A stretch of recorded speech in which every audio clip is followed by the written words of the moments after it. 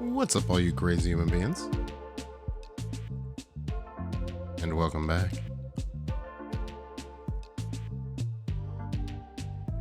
to Blacksad Under the Skin.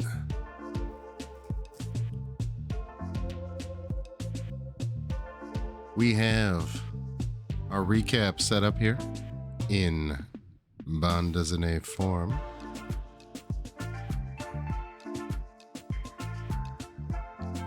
Go over where we were last week, because that's how long it's been since we played. It's like our weekly film noir. We might finish it today. We might have one more day with it. Oh, my thing's not working. 1 second. There we go. So as you can see, we last episode went back and spoke with Mary Purnell. We knew that she knew more than she had originally let on. I can speak. I can. So we went and talked to her, walked down the street with her.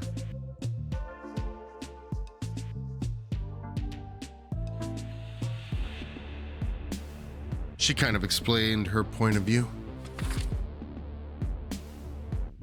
But we knew she had more to tell us. But we had to go talk to the brass at the PD to try to get more information. So we met with our friend, our informant who works for the PD. He let us see Dunn's autopsy. Wouldn't let us take it and make copies, of course. But he went and got a cup of coffee and left the file on the table for us. We were able to peruse. Then when we left, we ran into, I forget his name, but he's the gangster. He's also looking for Bobby Yale. So it's kind of a big deal. He's offering us a bribe, if you will. Takes us to Bobby Yale's apartment, gives us access. Who's this kind of guy he is?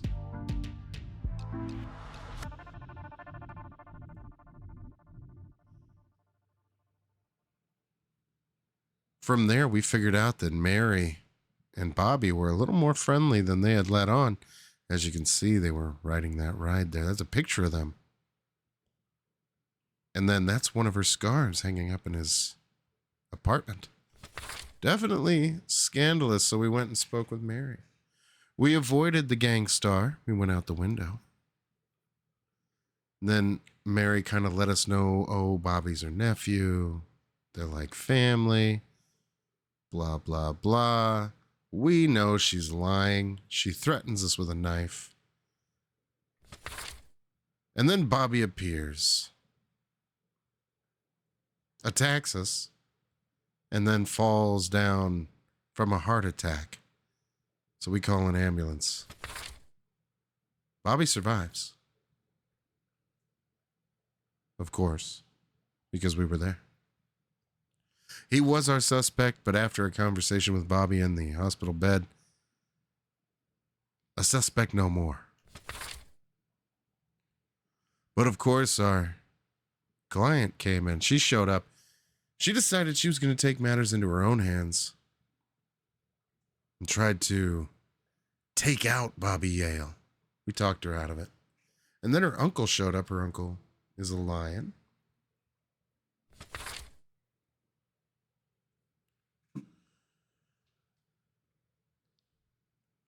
He actually tried to get involved in the investigation too. Nothing too serious. Then we went back and spoke with Jake. Jake's now the trainer at the gym. Interesting. Jake has connections to O'Leary. O'Leary is the gangster. That's that guy. This guy. Hang on.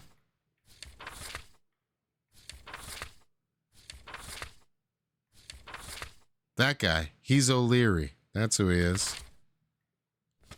He's O'Leary.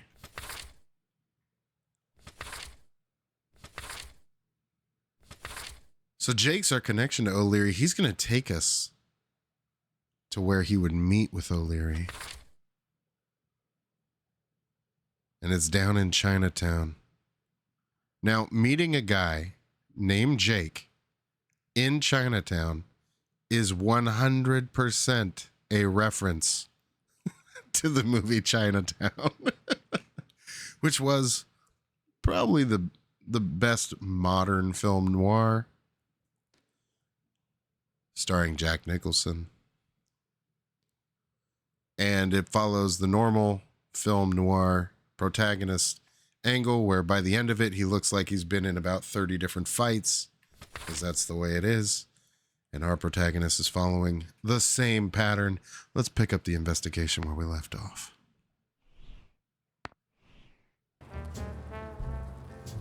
So here we are.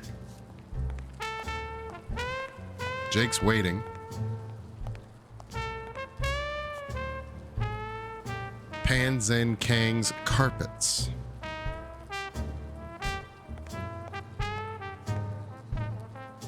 Can we get in there? No.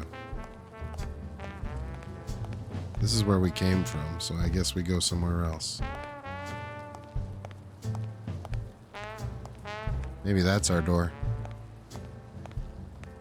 This our door? A bit too high to climb. If the basement I'm looking for were in that building.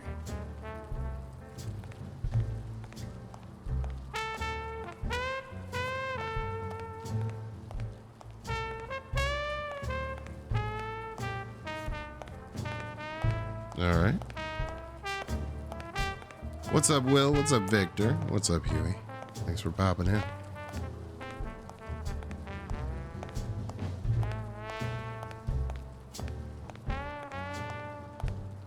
I don't know where I'm going. Apparently nowhere.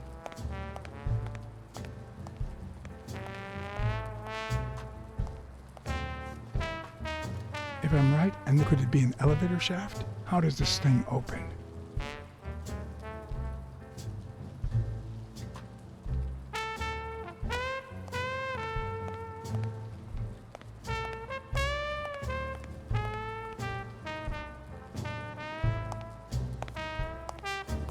What happened? Should we run for it? Do I look like I'm in a hurry?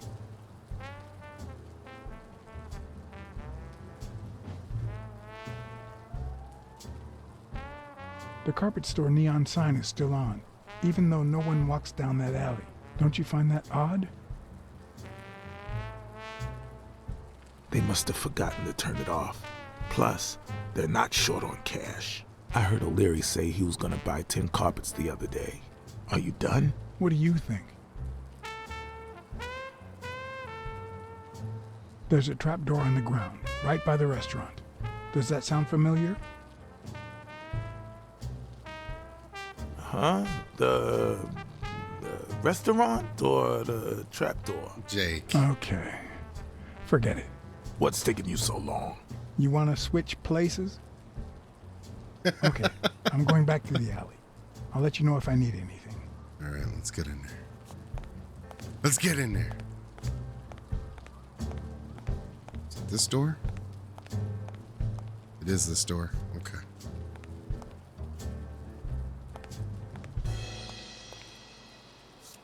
Stupid rabbit. Stupid cat. I'm guessing it lights up when they ring at the main door. Oh, stupid duck. Oh. Does he need a shotgun to deal with suppliers? Stupid cat. Would he even notice if I got in? Who knows? We'll find out, I guess. Maybe it leads to the basement. Stupid rabbit. Something tells me he'd notice me no matter how stealthy I was. Okay.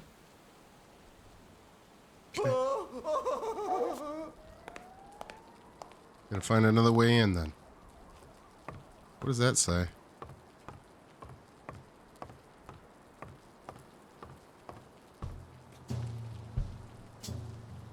You're in On Leong Tong territory. Uh-oh. Right up there.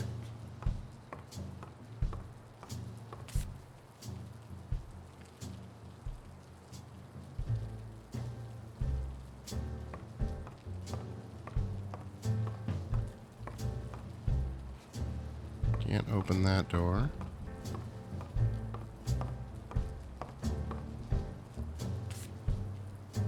I just keep stumbling upon the cards. That's good. What kind of cat can't climb a wall?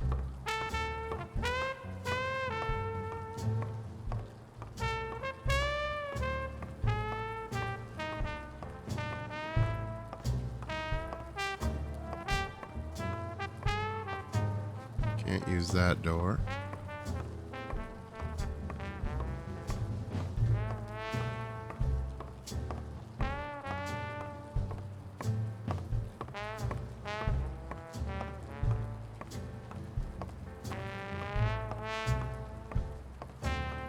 If only I could reach that box. Why can't you?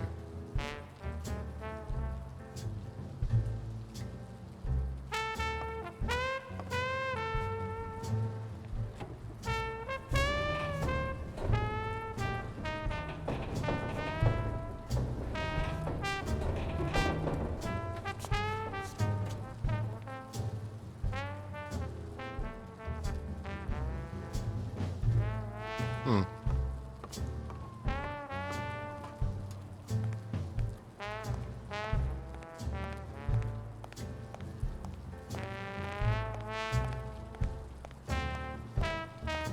Maybe we can ask Jake for help here.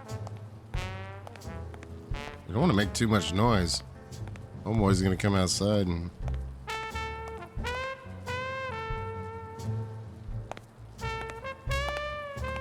What?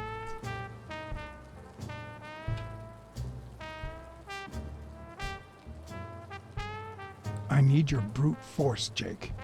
What's wrong? Is the little kitten too, And your silence. This guy.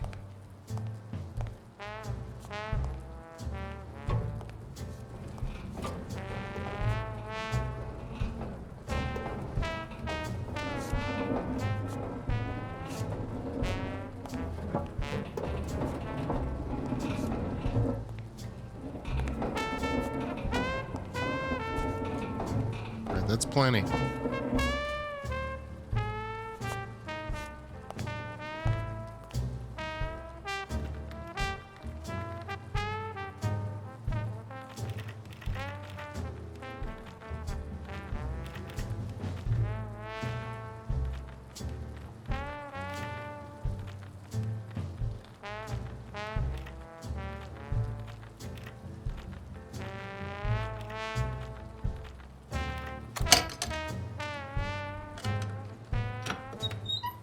That was a pretty good lockpick system.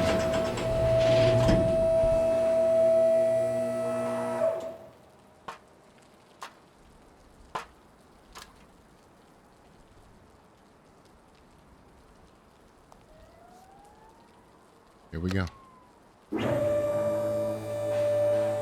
This is probably a bad idea. There are questions we only ask ourselves when it's far too late. I was just saying, it's probably a really bad idea. Find a source of light before the lighter runs out. Oh no. Okay. Oh look. Let's find a light source first. There's a light.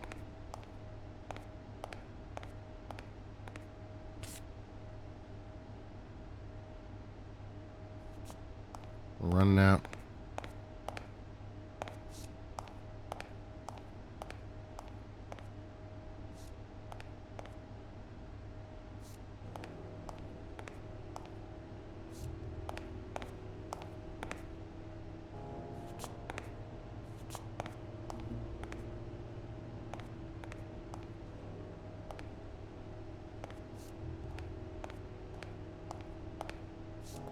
Oh, there it is.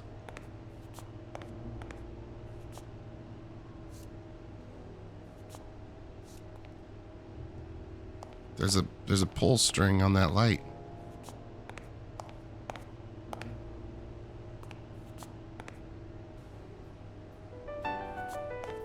I guess I don't get to use it.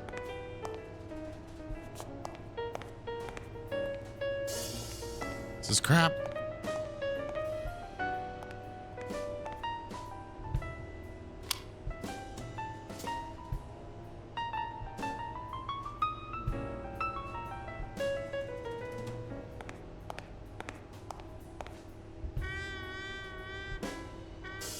Now we have a different angle. Why do they have so many paper notes? Do they get that many orders?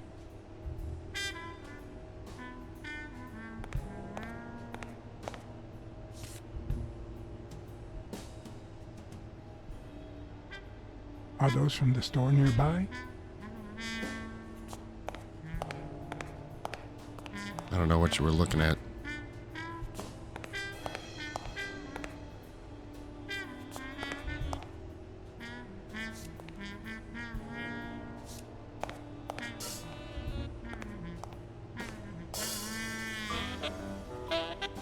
Don't do it. Let's walk in the dark. Where'd that card go?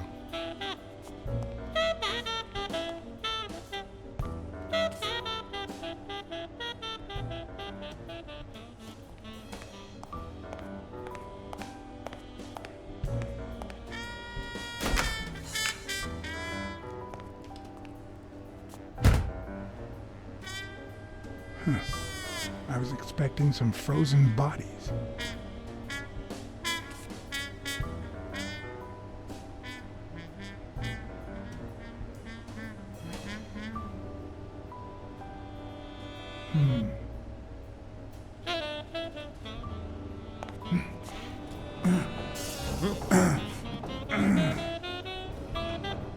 Wasn't ready. Wasn't ready. What is this game talking about? I am spamming this button. There we go. It won't budge. You liar. Do it again. I screwed it up. I guess it still won't budge. Okay. Oh, crank. It's got a break.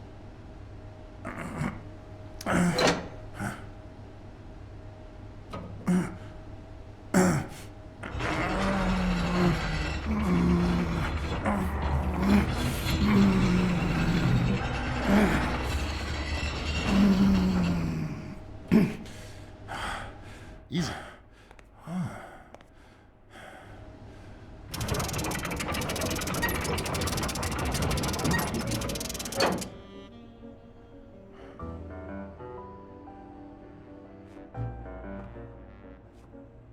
The odds are incredibly in Stone's favor. I guess that he's the reigning champion, and Bobby Yale is just a contender, but maybe word got out about his condition.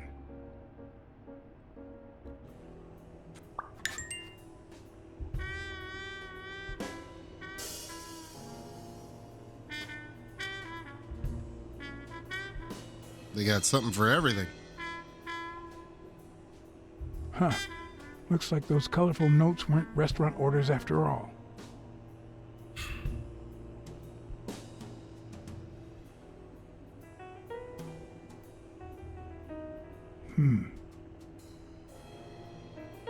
There's one on each table, except this one.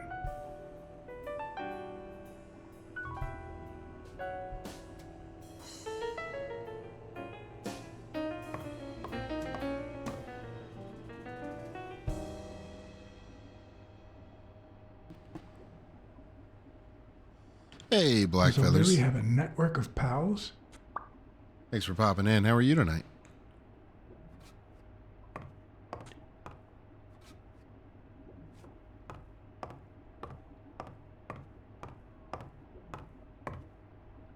Hey, Alexis. Thank you for popping in as well. Oh. It's hard to control the Flashlight. Wow.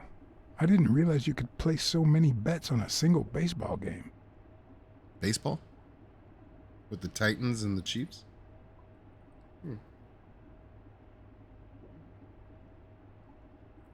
All right.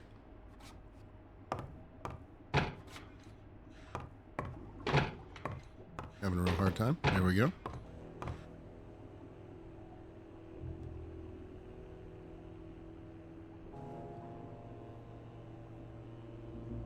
Well, we're not going to look at that. All right. A little thingamajig that adds on its own.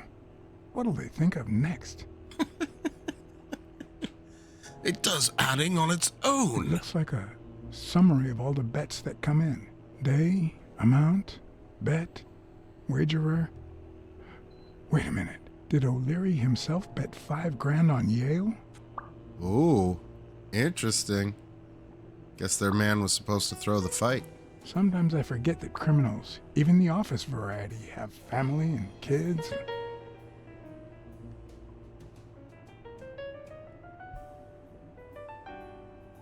Anyway, maybe things aren't so bad on the dark side. 16 days until the fight.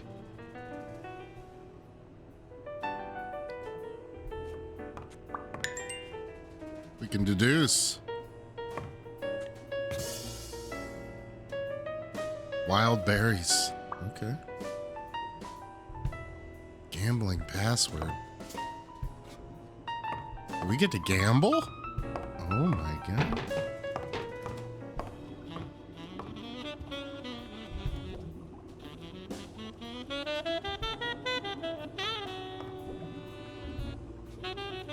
Why don't I get to look at that now?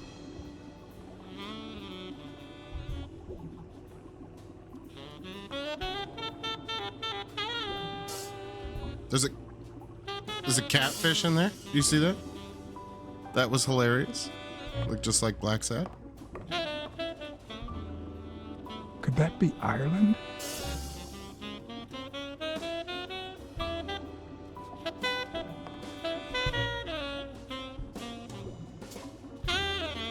A Crossler? The good news is, I don't need lockpicks to open it. The bad news, I didn't bring explosives.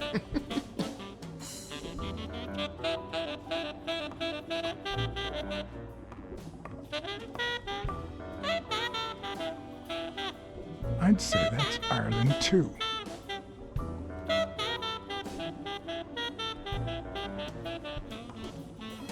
Music in this game is great. Ireland, of course. This guy's obsessed. This guy's obsessed. You mean a guy named O'Leary is obsessed with Ireland? Get out of town.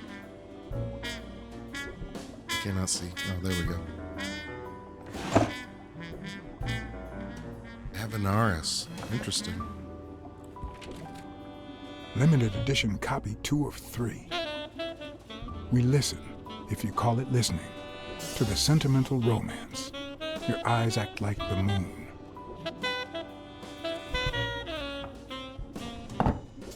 Your eyes act like the moon. Interesting. If they're not together anymore, why does O'Leary keep so many pictures of romantic moments with Helen Moore? Well, he's hung up. He's hung up. It seems. Happens to the best of us.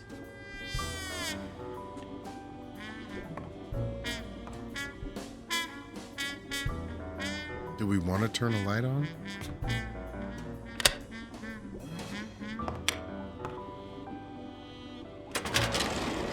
Oh. The painting concealed file after file of celebrity reports with all sorts of shady information, ranging from S to Z. Almost all of them were athletes. Is that what O'Leary meant when he said that detectives and police officers were his friends? I wonder how many spy for him. If I were to pitch in, who would I spy on? I've just been working hard, copper. I'm not here to answer any of your questions. Just trying to get home.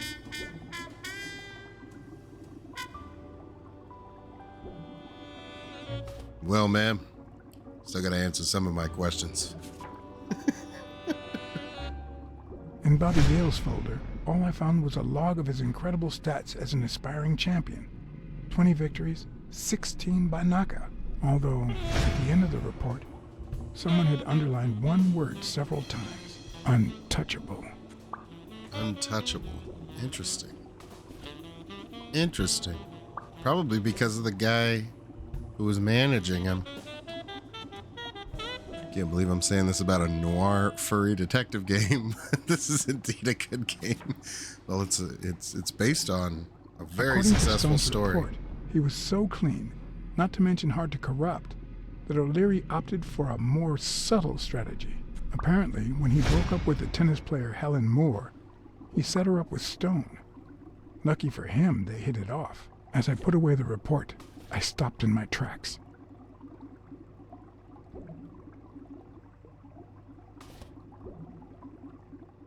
Did I really want to risk knowing what O'Leary had on my good friend, the incorruptible police commissioner? Read the report.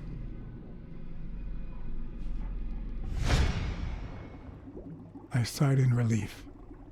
O'Leary had tried to buy Smirnoff on several occasions, but failed. There we Luckily, O'Leary had nothing on him, or me. There we go. The sad thing is this game does detective stuff way better than the Sherlock Holmes games. Like, those Sherlock Holmes games are aging like milk, and this thing is aging like fine wine. Thorpe had been a rising football star before the war, which he came back from with honors and decorations. After the truce, he resumed his career. He won 3 season trophies and a couple of MVP awards. He retired after an accident that left him paralyzed from the waist down. He started his own sports advertising agency 4 years ago, but according to the files, O'Leary hadn't even tried to corrupt him.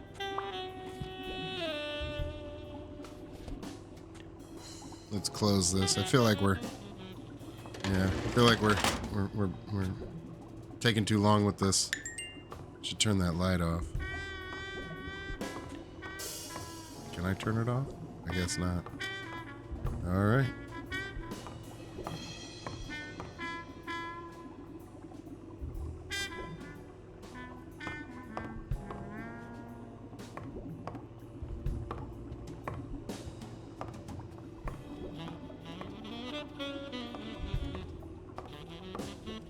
I guess let's do our Mind Palace.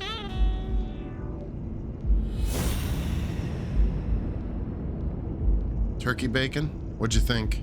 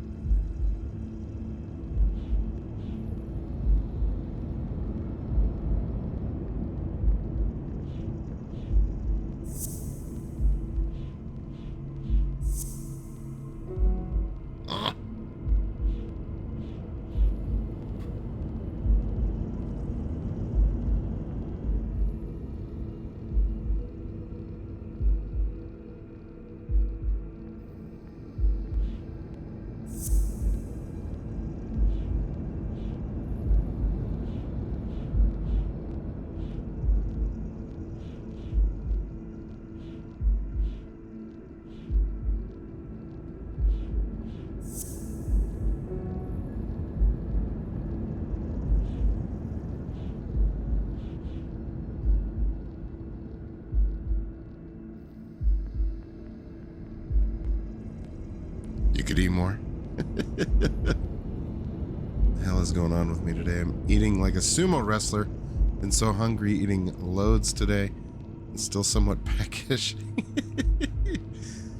I have days like that too. It just happens. It's like your body's like, you haven't eaten enough the past week. Here, now you're an unfillable void. Protein makes you full. Or just eating some salami or something.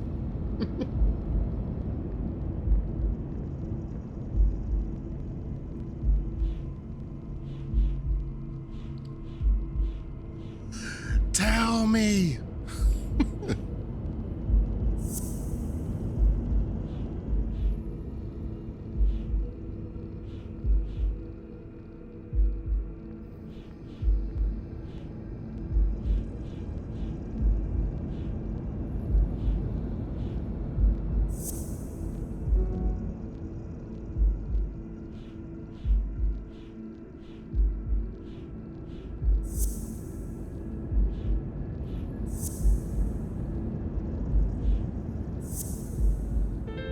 Hey. Huh. That lizard isn't Yale's doctor.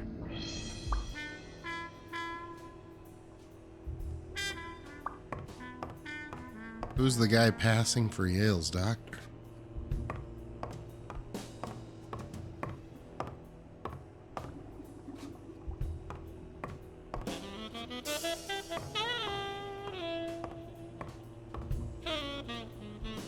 What else did I miss in here?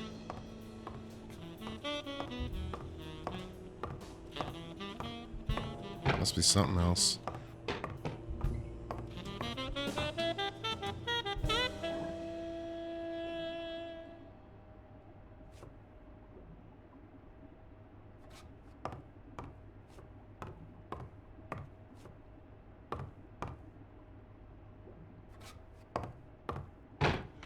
Nothing.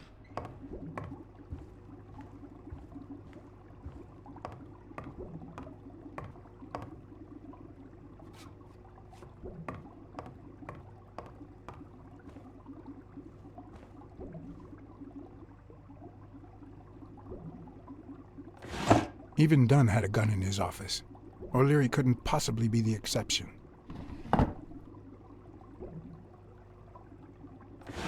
Dunn had $200 in his safe. O'Leary had about $20,000 in a drawer. $20,000. Is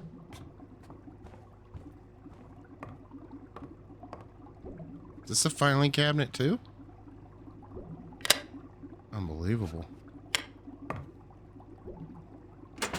Right? I wish I had 20K as well.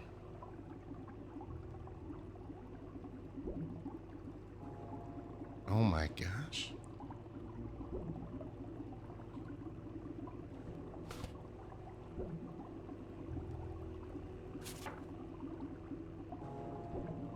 The report on Yale's father was the shortest of all, since only his name was left. Why? Was empty. Okay. All right. Buy a pair of boots.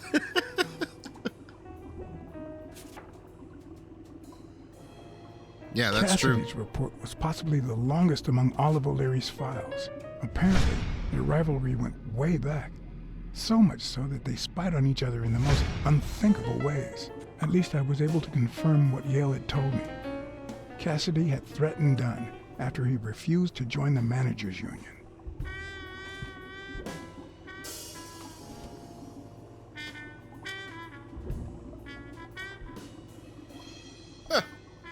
In 1940, $20,000 in 1940 is equivalent to get ready. Are you ready? $438,208. That's how bad. That's how much our money is. That's how little our money is worth. Shady reports, just like Yale had said. Dunn had kicked one of O'Leary's men out of the gym when he found him snooping around.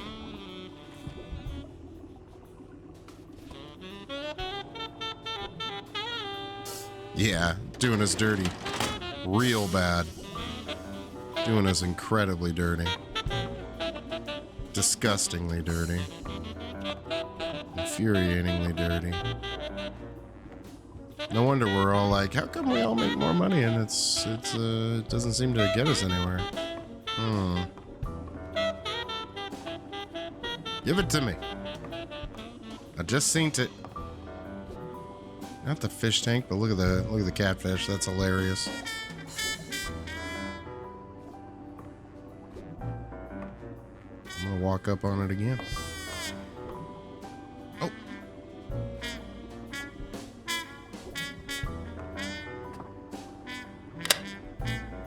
They're all filing cabinets. Luckily or not, files in through R included no one that I could somehow connect to the case.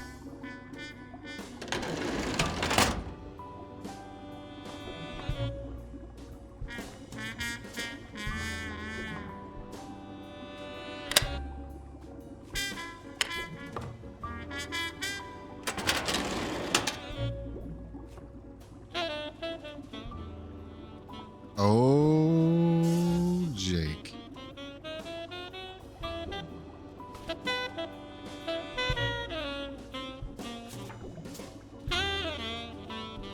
Strange as it may seem, the reports revealed that O'Leary had hired Jake as a bodyguard precisely because he was absolutely clean.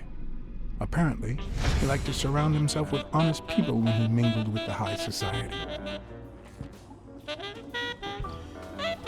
Interesting. All right. Let's look at Helen's.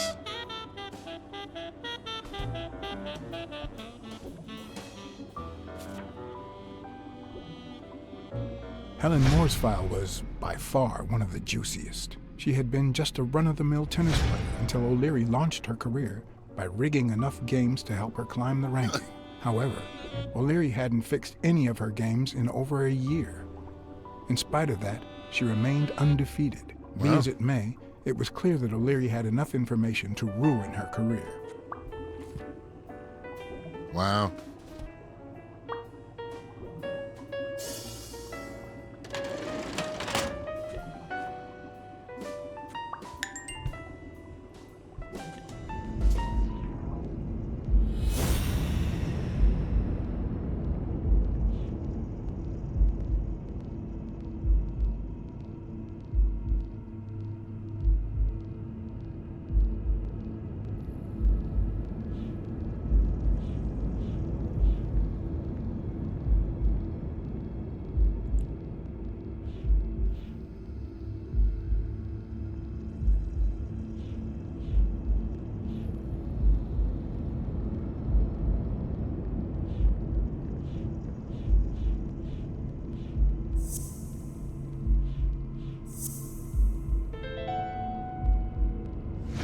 I'd say O'Leary has threatened Stone with ruining Moore's career.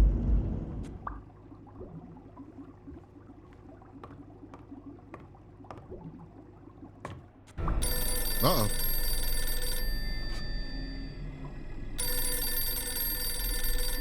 Jake.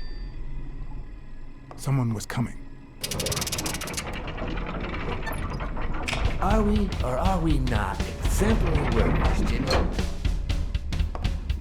Here it is, middle of the night. Oh, crap. I'm just supposed to guess? Well, that was the wrong guess. That was the wrong guess. Whoops. We got shot. We got shot.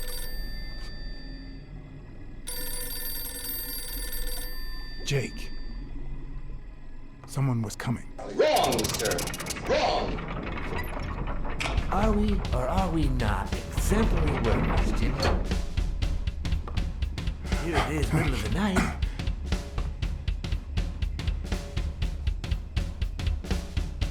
And we're working extra hours.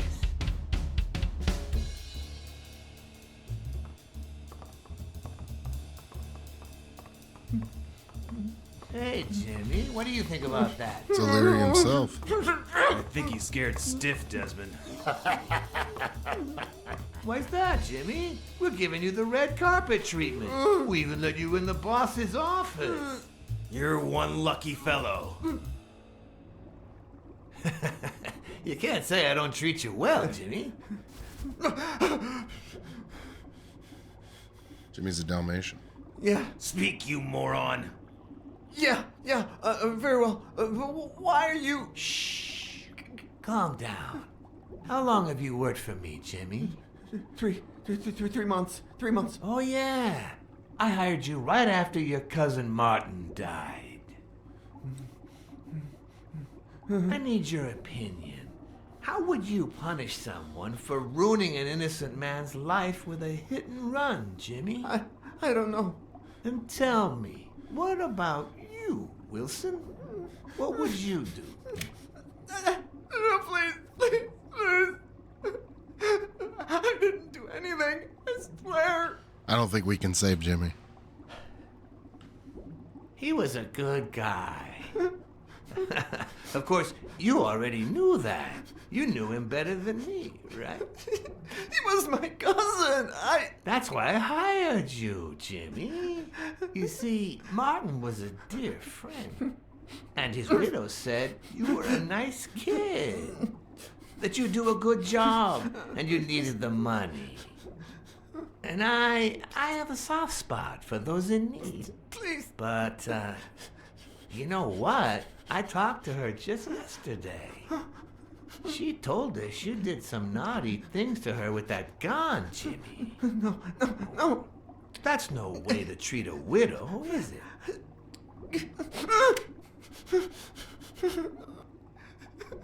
She's lying. Why would I do that?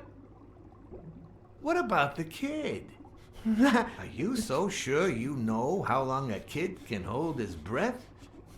With his little head inside a toilet bowl? Son of a bitch. I didn't want to. It was his idea. Man, they keep asking you. Selfishly, I was glad I hadn't risked my life to save Jimmy. Maybe not even someone like him deserves to die. But one could also argue that I didn't deserve to die for someone like him. Who's your boss? Give me a name! I want a name. Cassidy, it was his idea. He said you'd hired me if I'd managed to scare the widow, and I just... All right. Let's just calm down. I want to know about bears and rabbits. What are they? There are two sacred principles that rule my life. The first principle is the love for my family. I do anything to protect them. The second principle, I never put my future in the hands of fate. I always play it nice and safe. And I would even add a third principle, or better yet, a rule. Rules. If anything threatens either of these two crucial principles, I take matters into my own hands. You see where this is going? For the first time, I got someone killed. Even though all I really did was rat him out. No, I just... Stop interrupting me, Jimmy! It's not polite! You're all the same. So rude. You know what? Let's leave it at that. You're going to give a message to that disgusting walrus Cassidy, aren't you? Yeah, sure. Whatever you say. Yeah, sure. Good boy. What's the message? Uh-oh. Shouldn't have asked that. Oh, Jimmy. You still don't get it, do you? You are the message.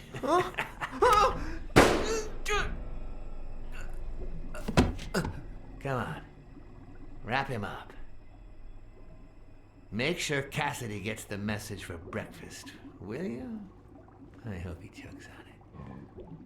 Got it.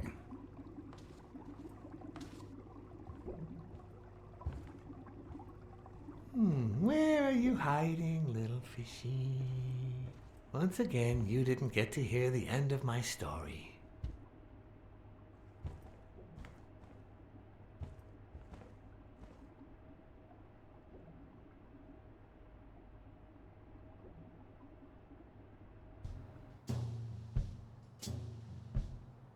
Man, Jake came through in a clutch. Gotta watch out on the way out here. Homeboy's out front.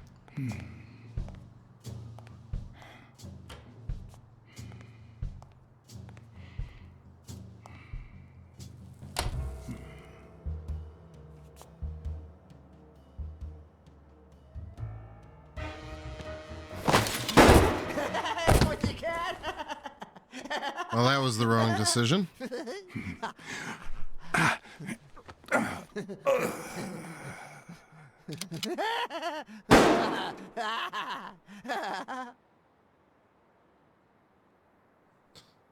Whoops.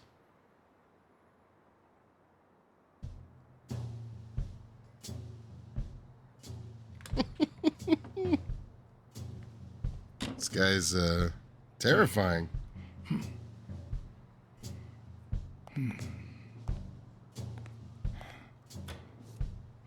Like a bad guy in Dick Tracy.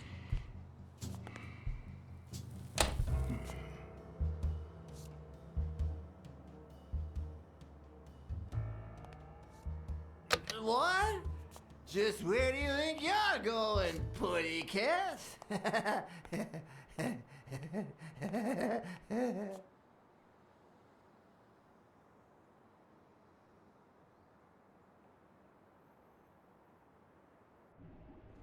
Two sacred principles rule my life. The love I feel for... What is going on today? Oh my God. Just straight dead. Okay, so Joe's poorly again. I like how it gave me a chance. Two sacred principles rule my life. The love I feel for... I'm gonna get shot. What is going on today?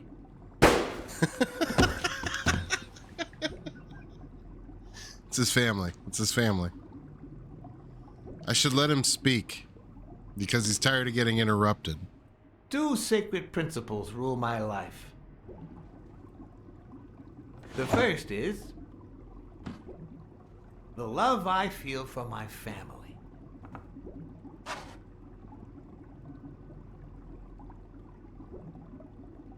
The second,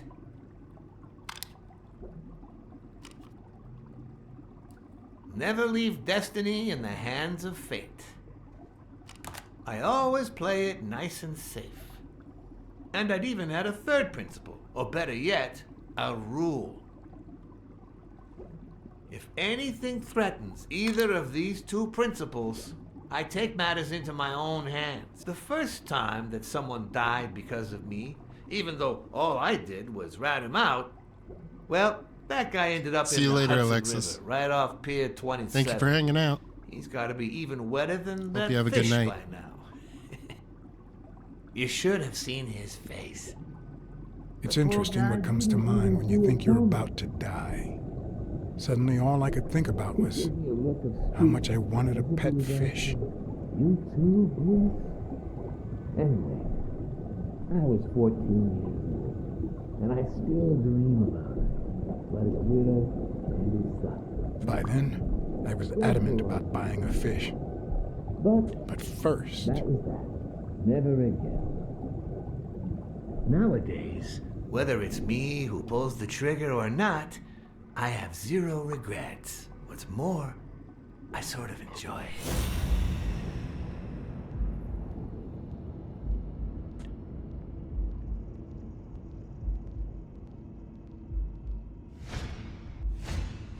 In case anyone had any doubts about who's the boss around here, I'll put my dirty feet on his luxurious table to prove that all of this is mine.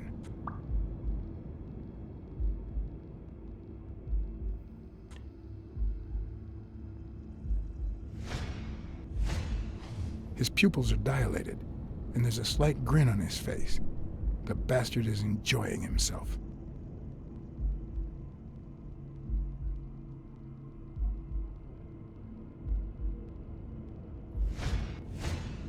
When a mob boss declares his love of family, it can only mean that A, he won't hesitate to ruin yours, and B, he's cheating on his wife. Facts. Facts.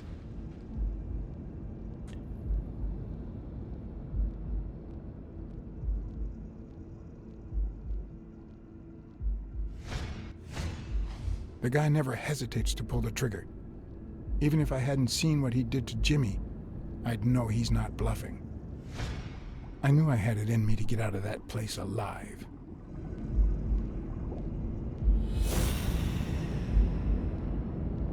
All right.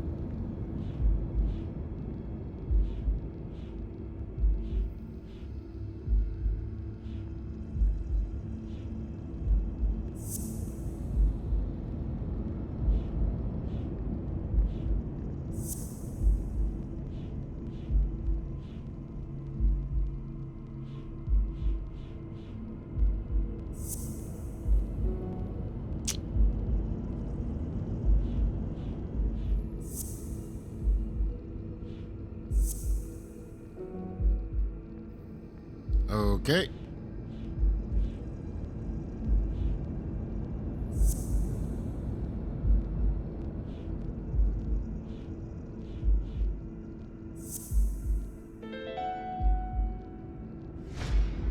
No. O'Leary's wife is having an affair with Colbert? Should I serve this to O'Leary on a silver platter? Or threaten Colbert so he'll get me out of this mess? And, well, that's it, I think.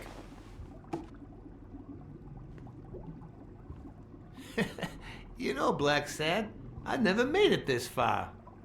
Congratulations, you're going in style.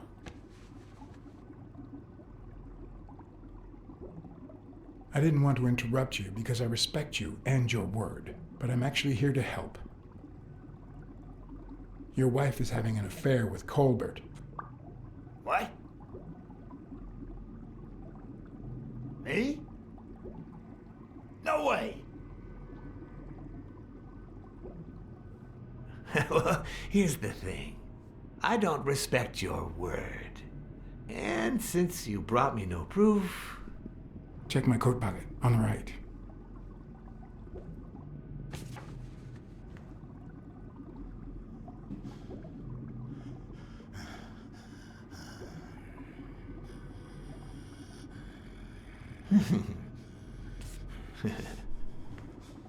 Oh, Blacksad, Blacksad, Blacksad.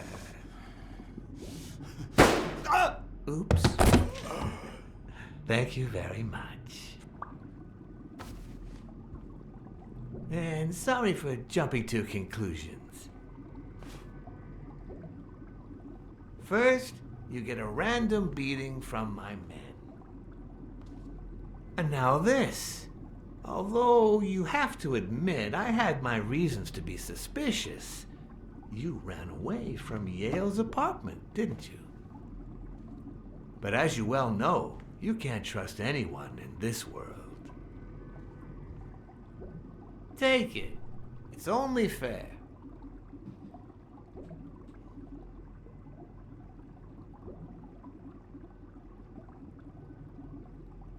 I want to bet it all on the fight, on Sonia Dunn's behalf. Oh, what a romantic you are. We listen, if you call it listening, to the sentimental romance.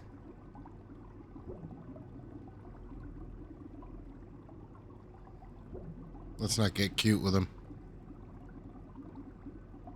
The word you're looking for is feel.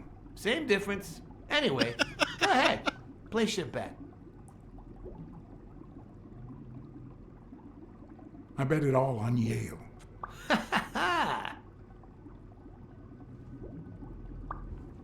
Oh, Blacksad. Aren't these odd hours to pay me a visit? Your message was important, but certainly not urgent. It could have waited until tomorrow, don't you think?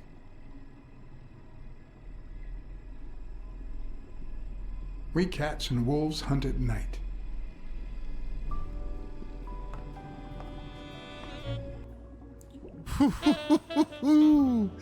That was a close one, man. So we got Colbert killed.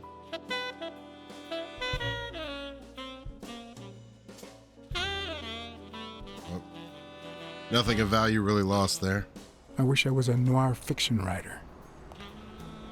At this very moment, I could write a couple of pointed, ironic remarks for the narrator to recount what I just lived through. The dark, crooked alleys of New York I spilled reminded coffee all me over of the myself. state of my own soul. Hot Cheetos are delicious. No. Fall loomed over me with the... Fall struck me with the full force of my long-lost youth. Nah, not that. Not that. Fall descended over me with the full Oh weight my of God. a guilty conscience. Oh. Oh. It's an God, anteater. It's worse.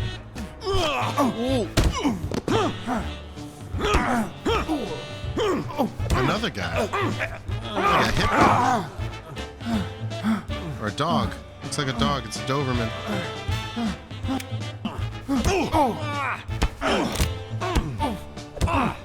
The anteater got up again. What were you thinking? He wants him alive!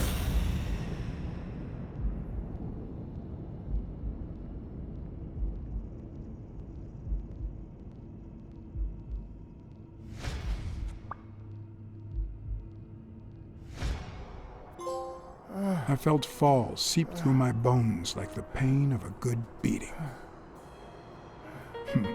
Mediocre, but appropriate.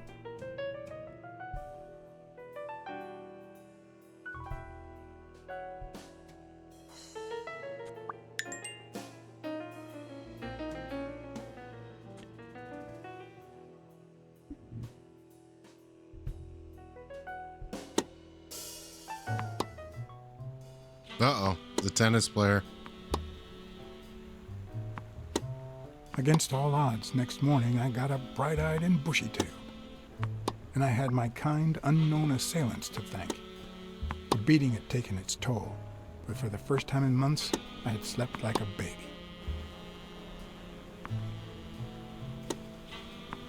Oh, come on, Helen, focus! All right, take 5. We'll work on that double backhand later. FBI. Well, Mr. Blackmore, what can I do for the FBI? The FBI.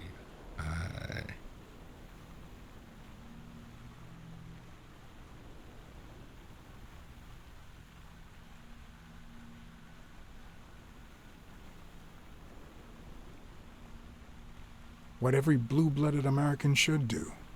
Ride the wave of success, on a global scale if possible. Yeah, sure. We have to beat those commies on every battlefield, be it in Korea, a clay court, or Wimbledon. But that's not what you mean, right? Nice collar.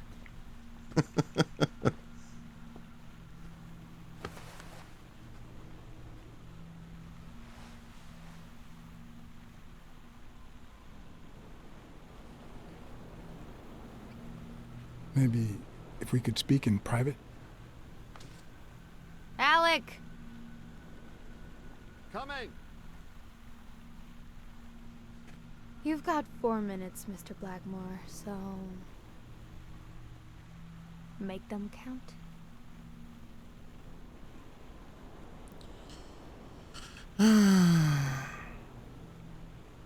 We know about you and Desmond O'Leary.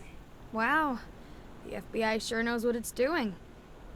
So, out of the 100 million Americans who know about that, who did you extort to get such highly confidential information? The thing is, well... You see, I'd love to wipe out that part of my past, but whatever.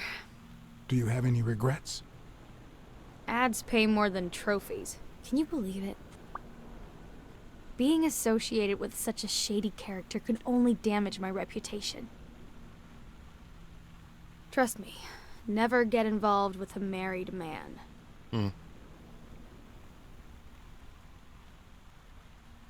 We're aware of at least 6 rigged games during your first year as a professional player. And? You won all of them. Are you trying to offend me? I give my all on the court. I can't be held accountable if my rivals don't do the same. Go interrogate them. In any case, now I know why you mentioned O'Leary. They say you're currently involved with Al Stone, the boxer. Is that correct? Wow, your sagacity never ceases to amaze me. Don't beat around the bush. We know why you're with him. Oh, so you like his biceps too? Desmond O'Leary asked you to seduce Stone. Why? What? No, I met Al by chance at a party. A party hosted by Desmond O'Leary. No, that can't be. No one is that shrewd. Not even him. Damn, I hate that bastard. Anyway, now I get why you brought up the rigged games and your obsession with O'Leary. What do you really have against him? And don't say illegal gambling.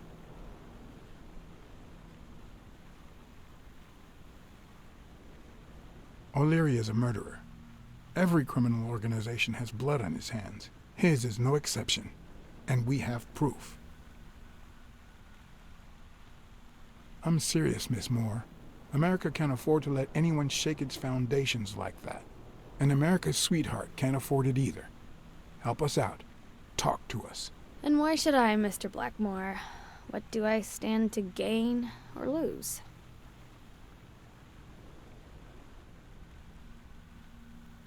The FBI always returns a favor. Oh yeah? Are they gonna rig my games? This is actually quite simple. Uh-oh.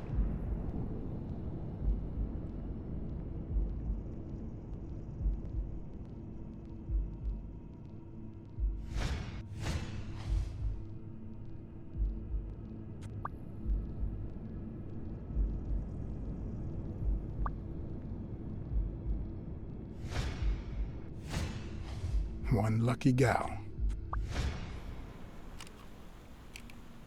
You have a light, sir?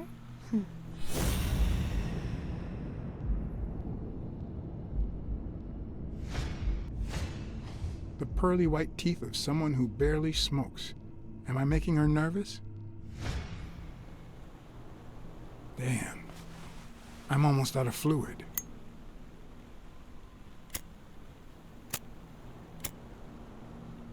Wanna know my trick?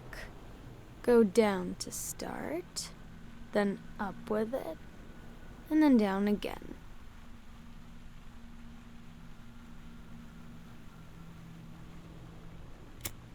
Almost. Almost.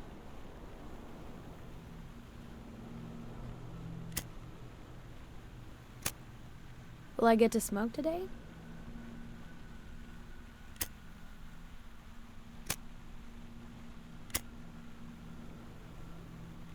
Thanks.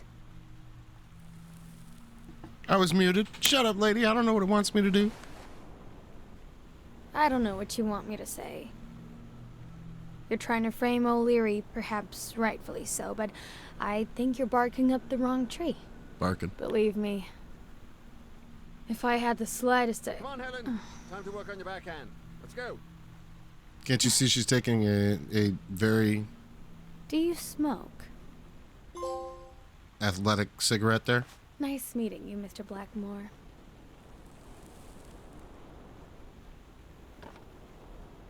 Did you bring my water? Did you bring my water?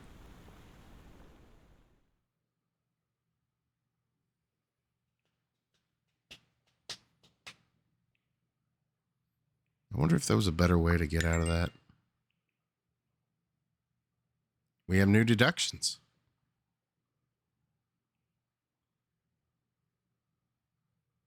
We collect clues so that we may infer. And from those inferences, America's sweetheart gave you her cigarette? we can deduce. Dear God, she has the hots for you. I can't believe you said good old Weekly to investigate that stupid walrus while you were hanging out with Helen Moore herself. Well, you know. So, what do you say, you and me, we change places next time, huh? Your turn. Now tell me, what did you find out? You're gonna love this. You ready? I've got news, but I happen to also have a Blacksad. My husband has disappeared. What? Who is... Oh, Mrs. Colbert. Last night he got a phone call. Uh-oh. He said he had to work, and he still hasn't come back. Nobody's seen him at work since yesterday evening. Plus, I haven't heard from you since our first conversation. Do you have anything?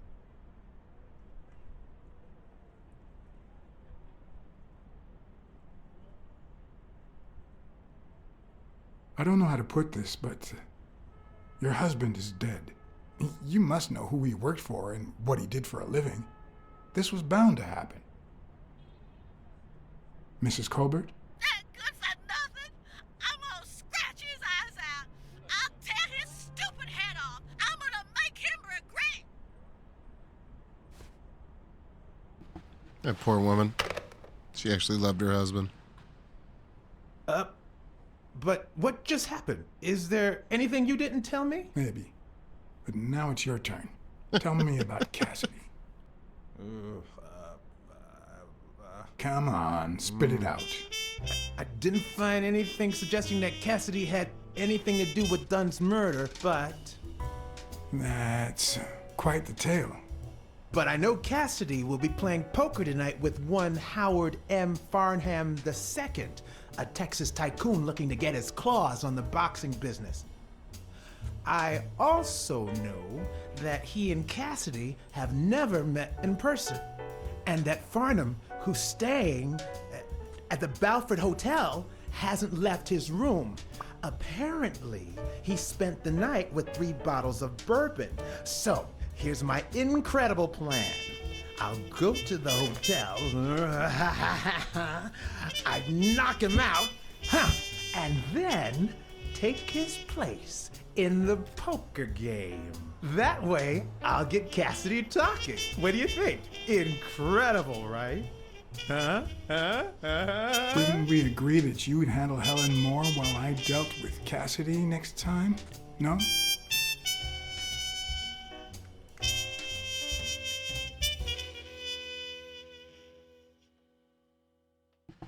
A poker game, huh? I'm very good at poker.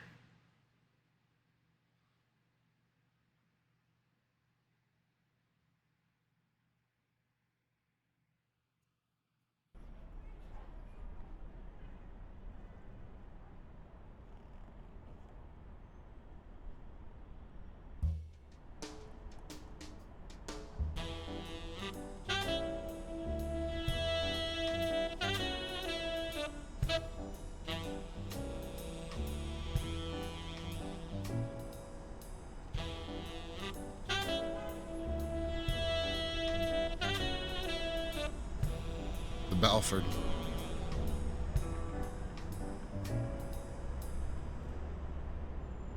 Oh, look at Blacksad. Super clean. Ready for a high stakes poker game.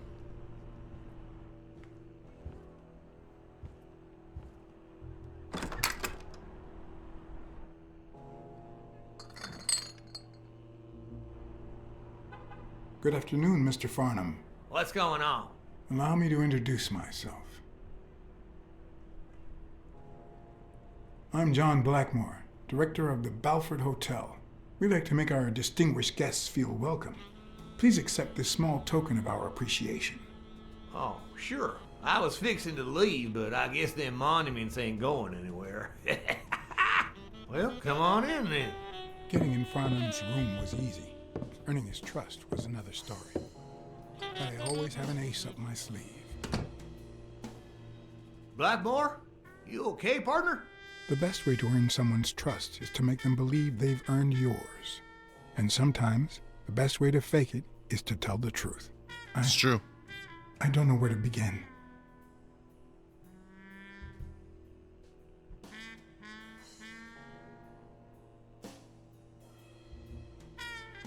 They killed my girlfriend. And no matter how hard I try, I just can't let go. Those bastards paid for what they've done to you, boy. They paid. Well, good. Honor's being restored.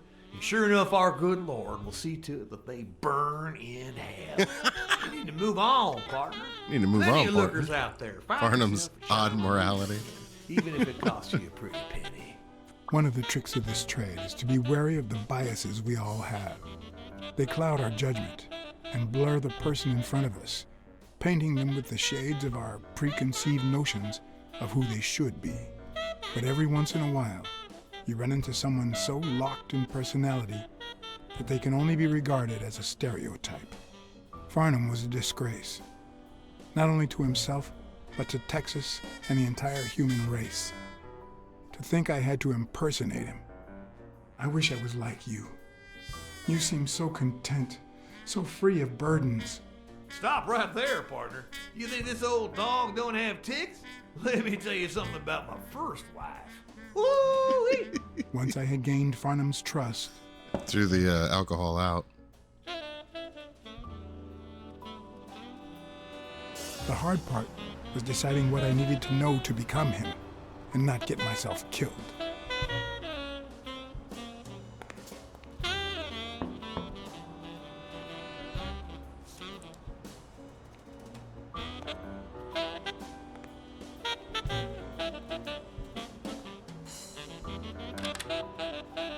can I do for you, sir? Wild berries.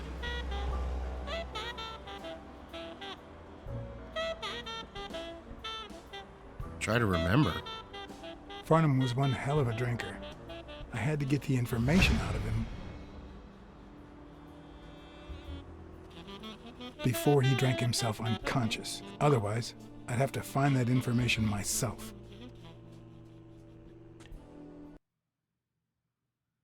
Find the requested info before the time runs out. What am I looking for?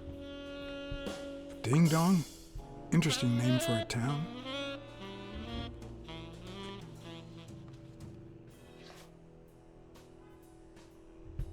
No. No, I do not. Well, I stopped streaming on Twitch because the rules are insane and always changing. Yes, I got a Vietnamese shave last time. Oh, please, come in. Of course, I remember you. Take a seat. I first started on Twitch, and then when they did their first rule change, we'll say, when I kind of stopped. There's a few games we've streamed that would have gotten me banned on Twitch, actually. Uh-oh. I'm sure you'll understand we can't be too careful. Our host has many enemies, and someone has to keep them at bay. Yeah, any sort of nudity at all gets you banned, so I would have literally had a problem with Sure, I get it.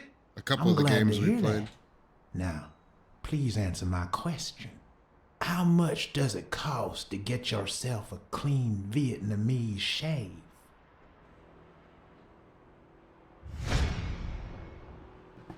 I don't know.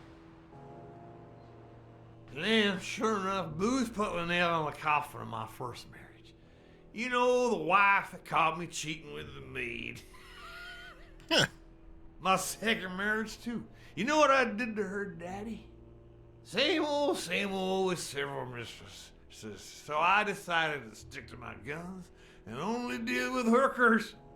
Even if I did end up marrying some. I feel you, Mr. Farnham. So I'm going to be honest with you.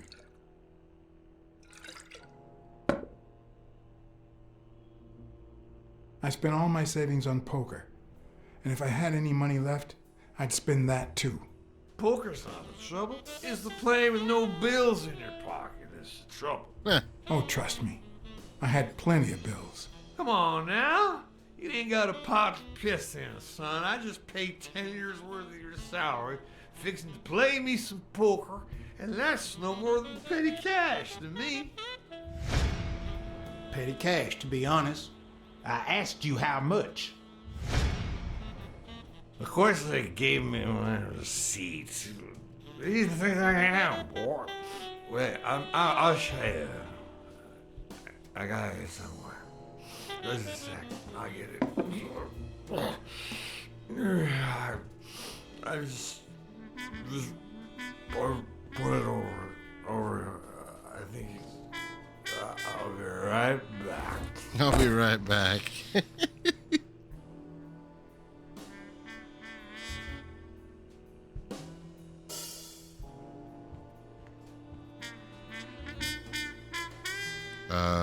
Blacksad, walk around, please.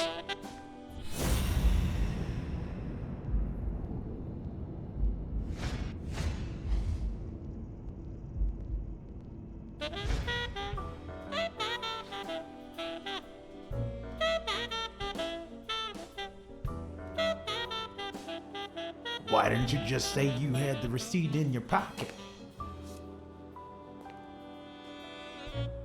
I'm almost certain, but tell me, who told you to come to this barber shop?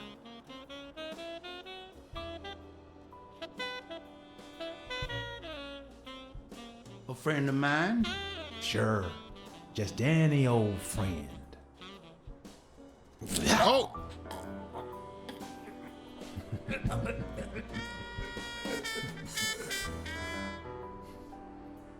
Holy smokes. Why didn't you just say you had the receipt in your pocket? I'm almost certain, but tell me, who told you to come to this barber shop? Guess I won't mess around with it. Let me tell you a little secret about my first wife, sonny boy. When I met that woman, she had no manners, no money, no... Who in the hell?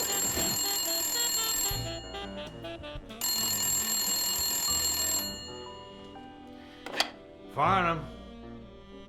My God, if it ain't the hero of the day.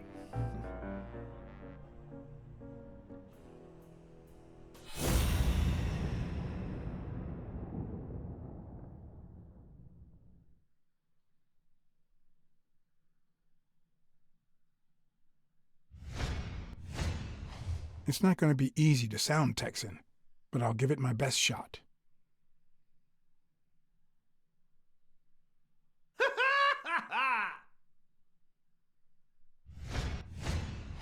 Nothing says Texan like a cowboy hat.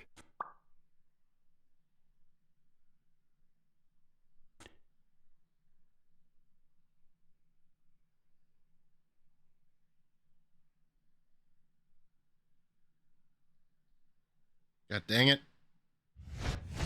I probably don't need to imitate his gestures during the game, but it certainly wouldn't hurt to try. I'll be damned.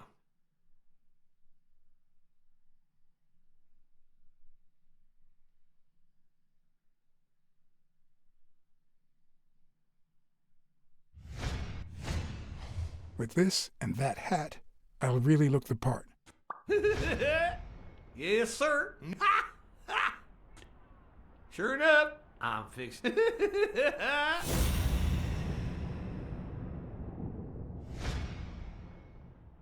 Anyway, Kenny, thanks for fixing the game with Cassidy.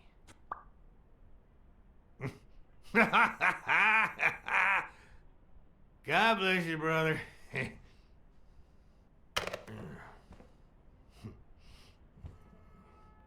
Craziest goddamn Texan in New York. My good old friend Kenny. Craziest goddamn Texan in New York. You know how many Kennys there are in New York? Oh, for God's Kenny sake. who? So besides when and where the game will be, the password, and the money Farnham dished out, what else do I need?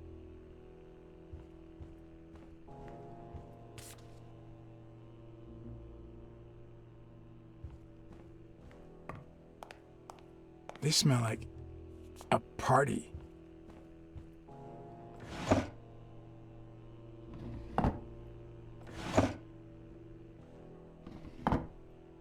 I'm gonna get my throat cut. Not even a Bible.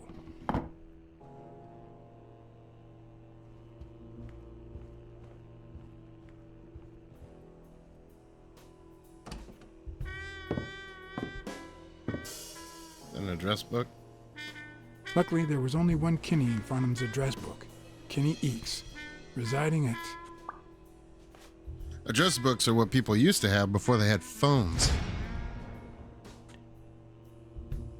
To store all their Cornell Plaza. information. Manhattan. Stunning penthouse. I'm not surprised. Mr. Eakes has excellent taste. Do you happen to know what he asked for the last time he was here? You gotta be kidding me.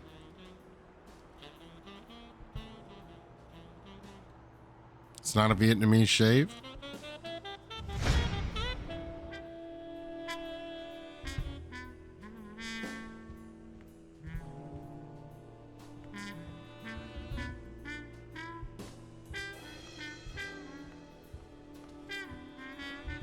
At least it's comforting to know that when Farnham drinks too much, his female companions have less of a hard time.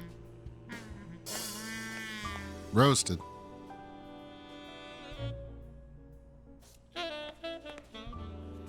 We're gonna die.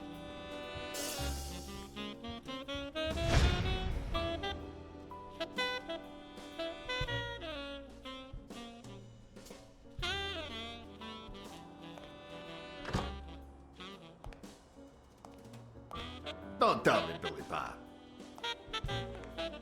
This here is my new friend Father. Am I right?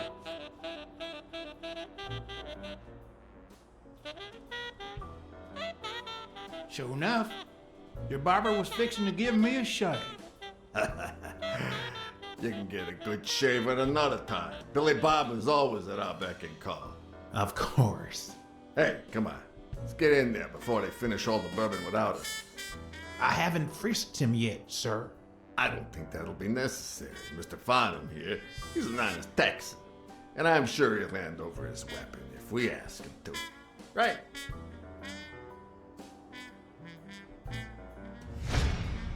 Am I trying to remember?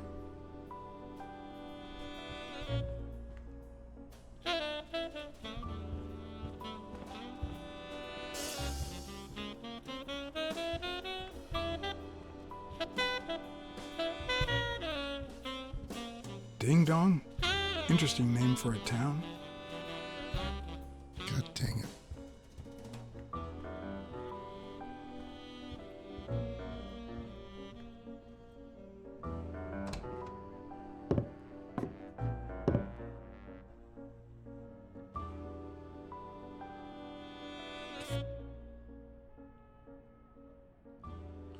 Not gonna find it.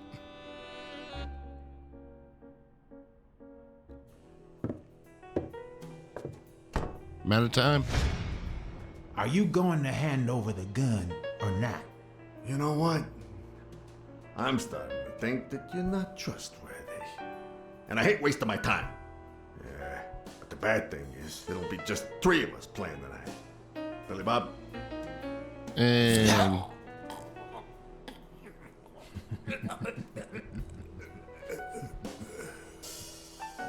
not doing too well.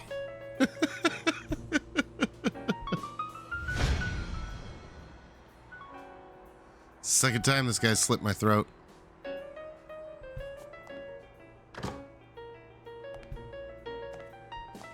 Don't tell me, Billy Bob. This here is my new friend Father. Am I right? Sure enough, your barber was fixing to give me a shave. You can get a good shave at another time. Billy Bob is always at our beck and call. Of course. Hey, come on. Let's get in there before they finish all the bourbon without us. I haven't frisked him yet, sir.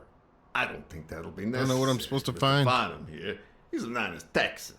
And I'm sure he'll hand over his weapon if we ask him to. Right?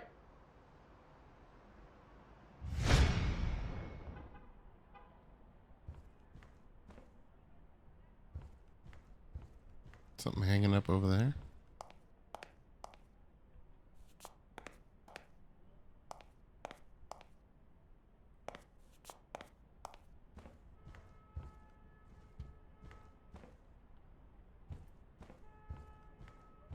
There's no gun.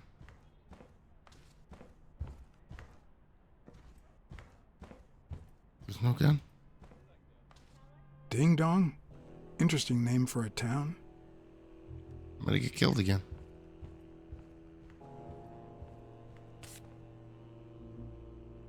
Gonna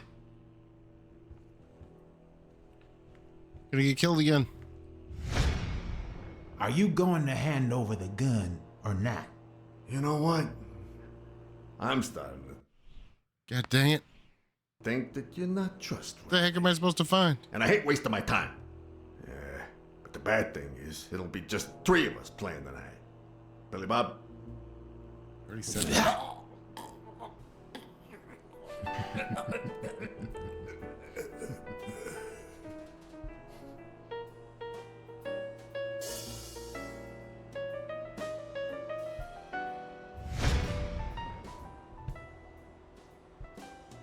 I don't know what I'm supposed to find.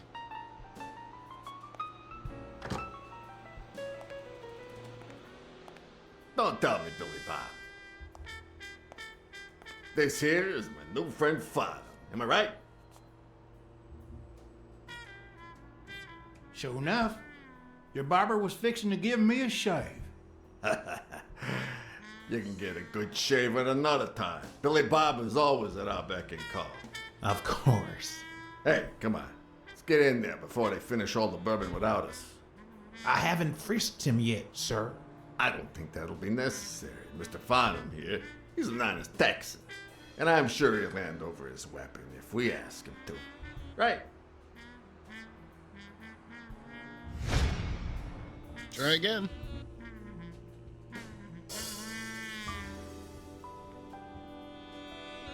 There's another closet. What the heck? No matter how superficial someone may seem, there's always a way to win their heart.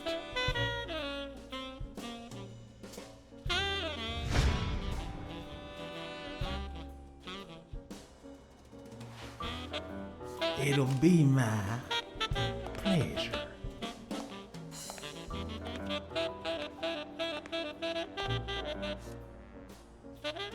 A second closet door. Unbelievable. Welcome, gentlemen. Chips are on the table and guns are in the safe. Now, we got a lovely night of poker ahead of us full of smoking and bourbon. So let's get started. Take a seat, Mr. Farnham. Let me introduce you. To my right, wearing gray boxers and weighing in at 140 pounds, the owner of Pink Vice, the largest meat market in all of Manhattan. In other words, a real son of a bitch. No offense to the women he exploits. Our reigning champion, Oswald Quince. A title I aim to keep, provided our new contender here doesn't interfere.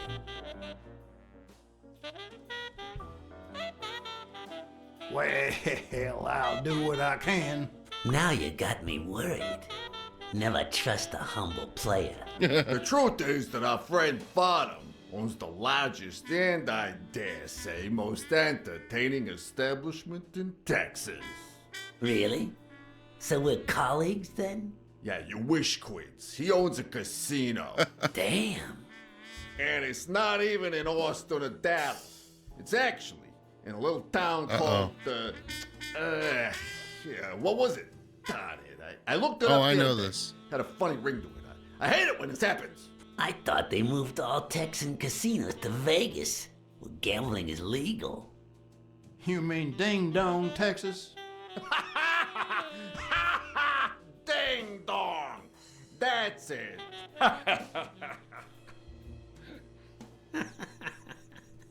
Who'd ever think of a name like that?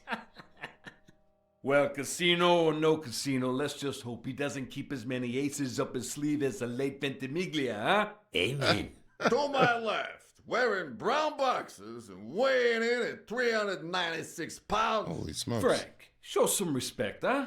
The hospitality tycoon, Paulie. No. Tycoon? I just own a small bar with pool tables. Clients drink close to nothing and play even less, but certain business transactions just couldn't happen anywhere else. Damn it, Paulie. Why don't I know your last name? Because they took it away from me. You have no idea how good my ex-wife's lawyer is. Women, they even take our damn names.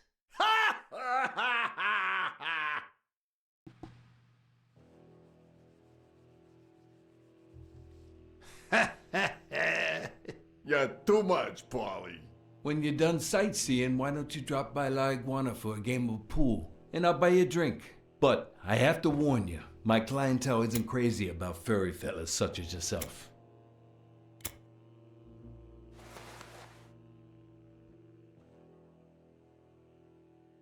Thanks. I love me some pool. Perfect. It'll be my pleasure. You're looking to start your own pool business, Farnham? This guy here wants to start a boxing association in Texas. Guess who he's turning to for advice? To be honest, several things got me worried, so I'd be much obliged for any counseling. So, what worries you?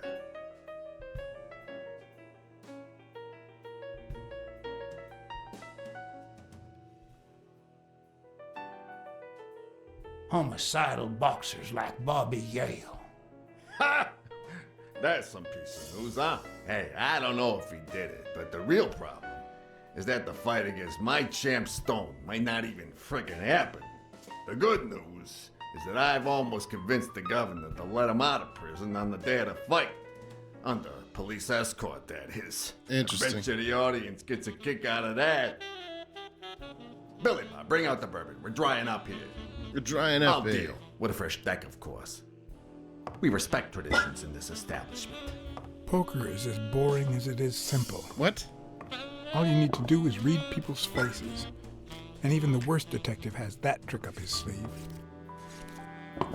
The real issue is knowing what to play for when there's much more than just money at stake.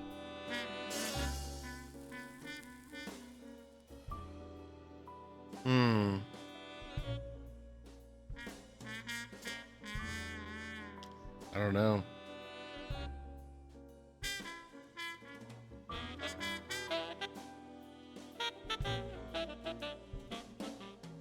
We'd probably be better off losing.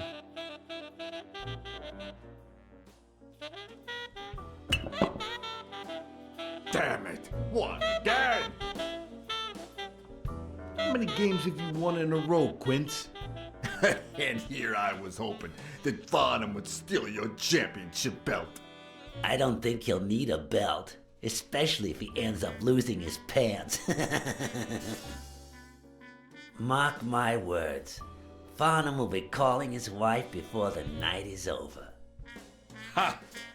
Oh, hey, by the way, you guys hear about Kenny's wife? Pretty tragic, huh? What happened? Oh, plain bad luck. Hey, but Farnham, I'm sure you know more about it than I do.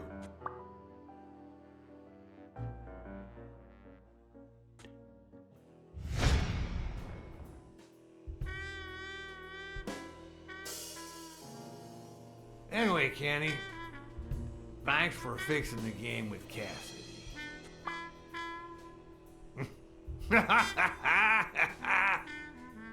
God bless you, brother.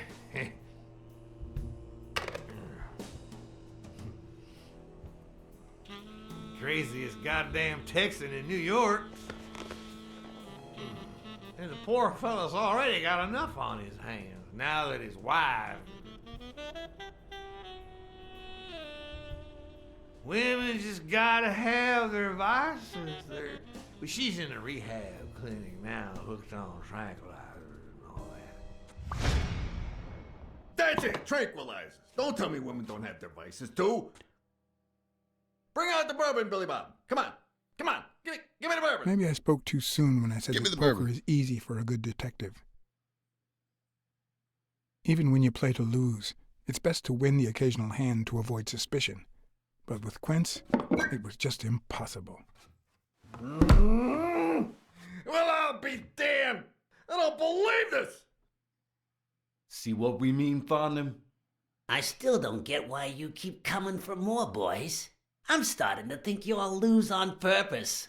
In which case, you're about to have a blast. Poor Farnham. Came looking to make big bucks in the city with his boxing, and he's gonna lose it all with poker. I hope your counseling will make up for it. Yeah, so how can I be of help?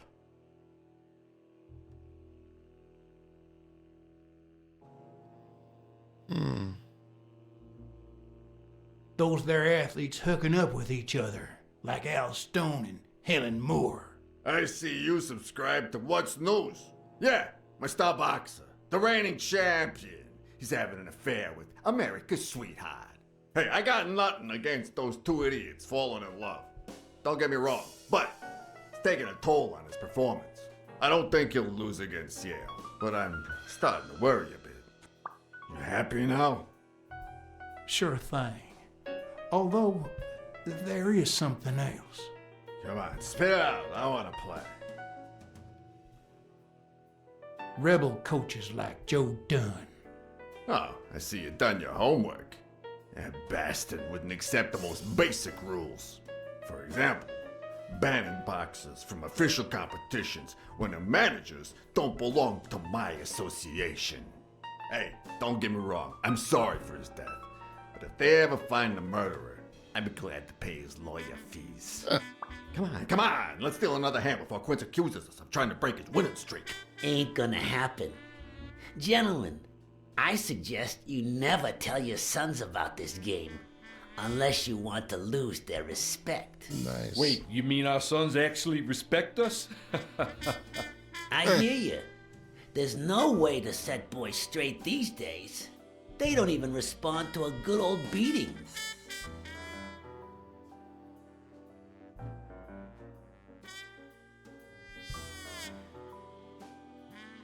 I dare say Texan boys do respond to a good beating. Hey, careful, Quince. You're talking to a pro. So, Kenny told me you had quite a house full. How many kids you got in that house full of yours? Oh, crap.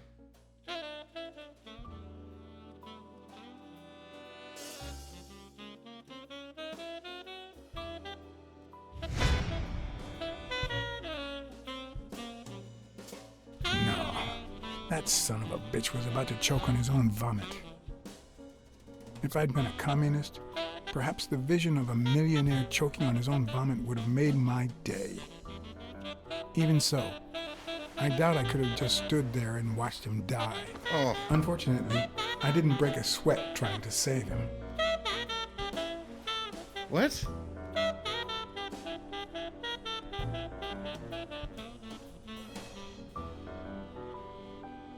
How Gave me many like kids 2 you got in that seconds. house full of yours? Wasn't ready to press circle, man.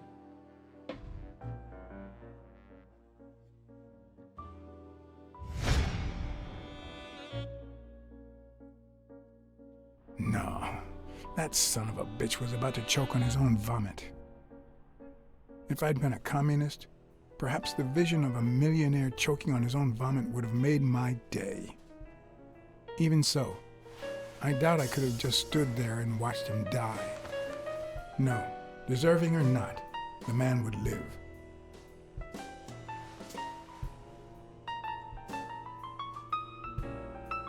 His wallet fall out?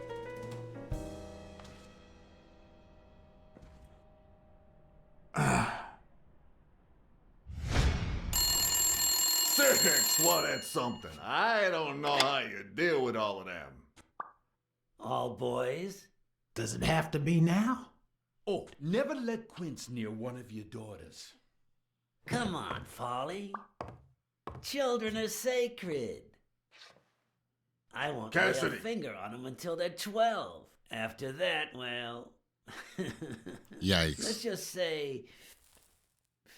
some men have needs that can only be met by a young girl that age.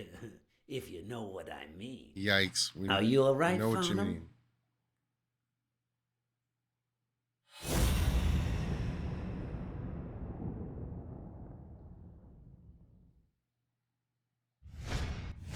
That damn eagle represents the lowest scum of our society. Correct.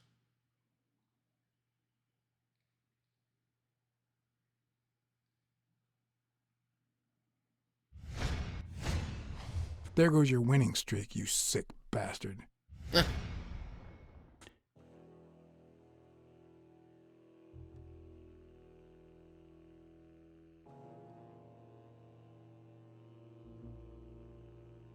Yes, I'm fine.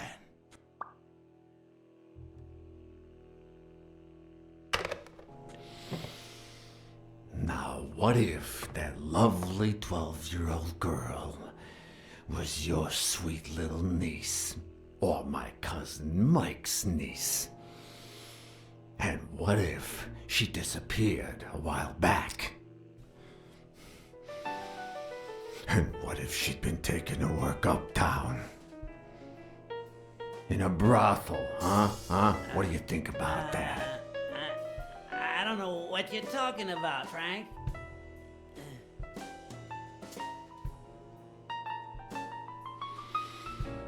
Don't you dare call me Frank. Billy Bob. Ooh. It's 500 more. Huh.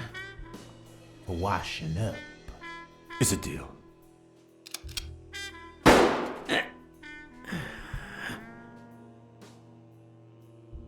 Sorry for the spectacle, fellas. I had no idea the game would end like this. please, take my tokens, and that flying scumbag's tokens as well. Now, if you'll excuse me, I have some family matters to attend to. If you decide to go ahead with your new venture, call me, Farnham. Your behavior at last night's game was utterly insulting. Never contact me again or I'll put an end to your pathetic life. If our common acquaintance should ask you about your business endeavors, tell him that boxing is too violent for you. Signed, Frank Cassidy.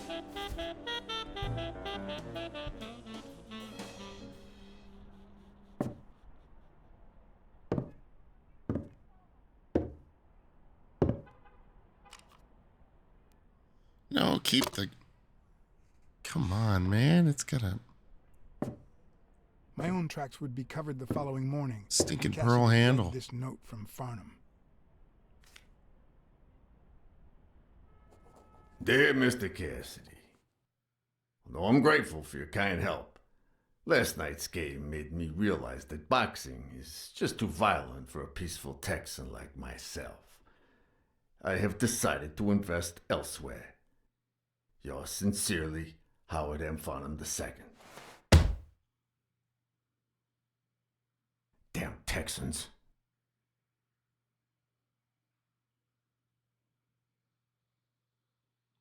Tracks covered.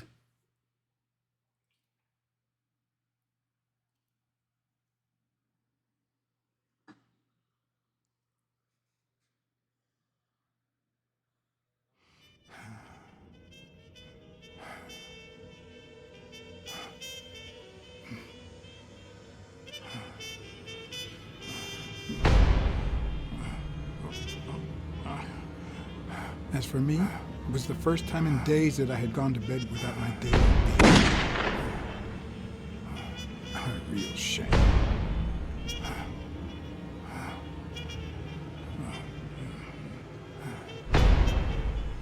Nothing like a bruised body to help you to sleep like a baby.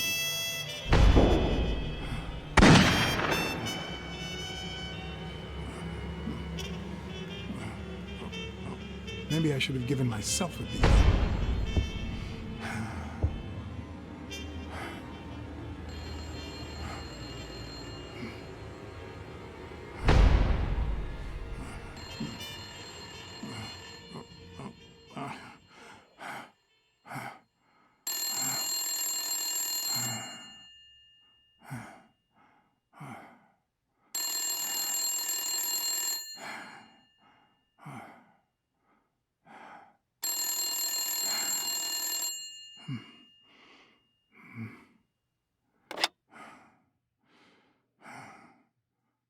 Blacksad. Finally, I need you at the gym now, please.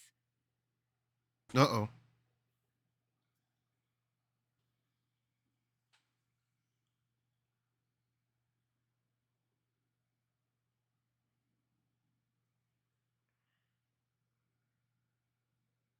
Long load screen. Holy smokes.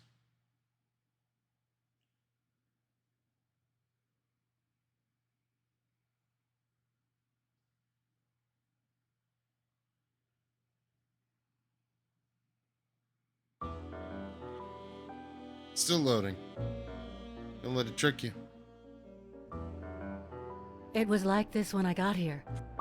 Ransacked. When did you get here? I've been calling you for over an hour. Calm down. I'll take care of this. Had you already finished looking through these papers? I wish. Well, I guess you'll enjoy sorting all this again.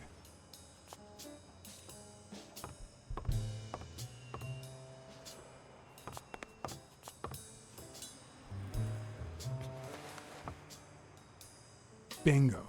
What is it? Nothing. Just a freshly signed contract.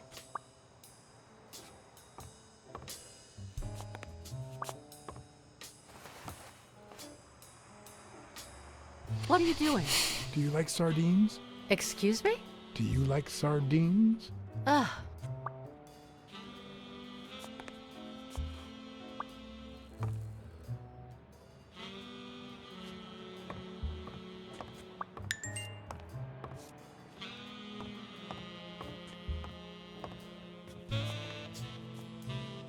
Not that I suspected otherwise, but it's obvious they weren't looking for money. Looks like the burglar isn't interested in bureaucracy. Did they take anything? No, although...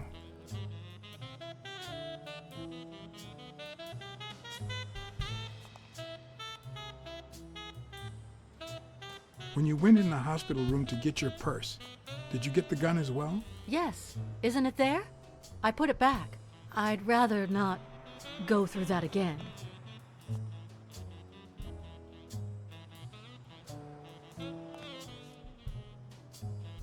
That's too bad. It looks like they took it.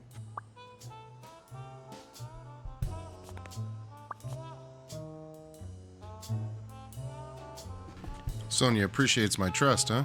Interesting. I'll be the judge of that.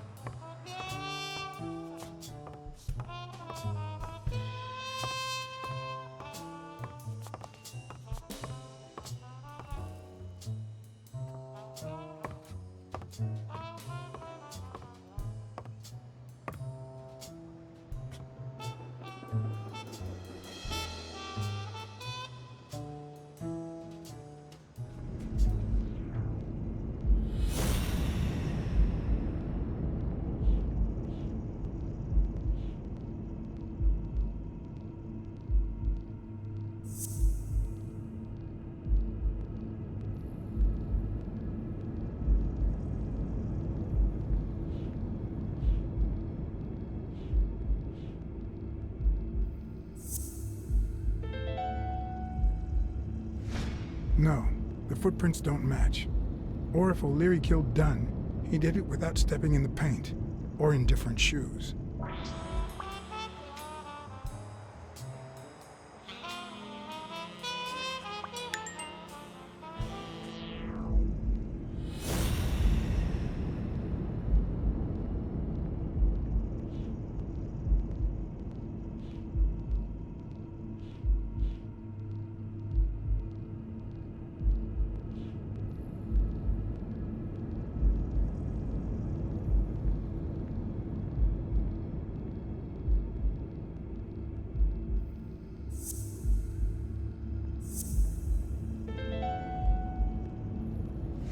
It's pretty clear that Helen Moore's cigarette case was a gift from O'Leary.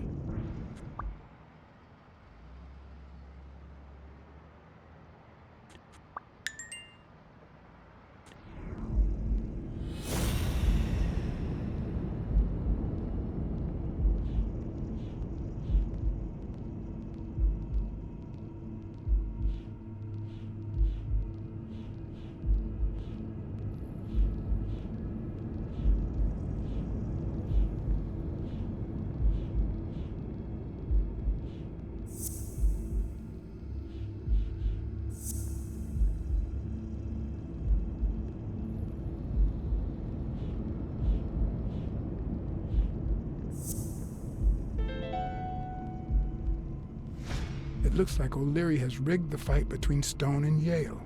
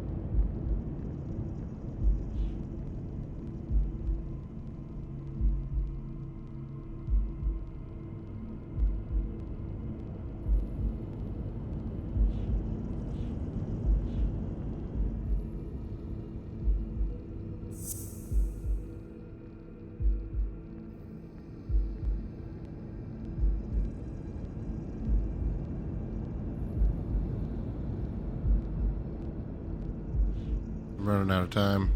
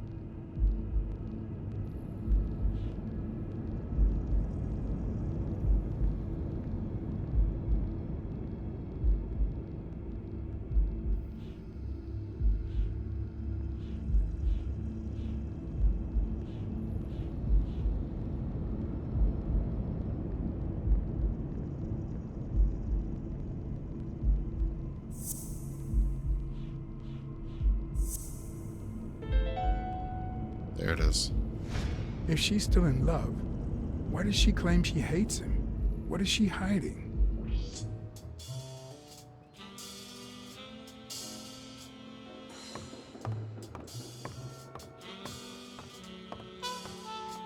Is this yours?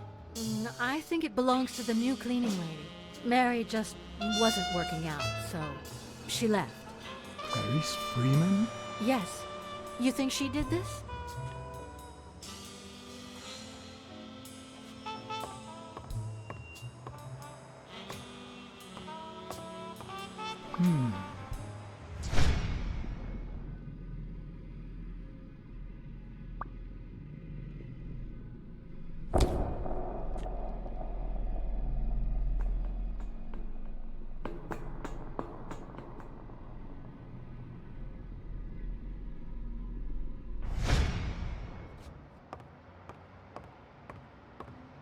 Wait here, please.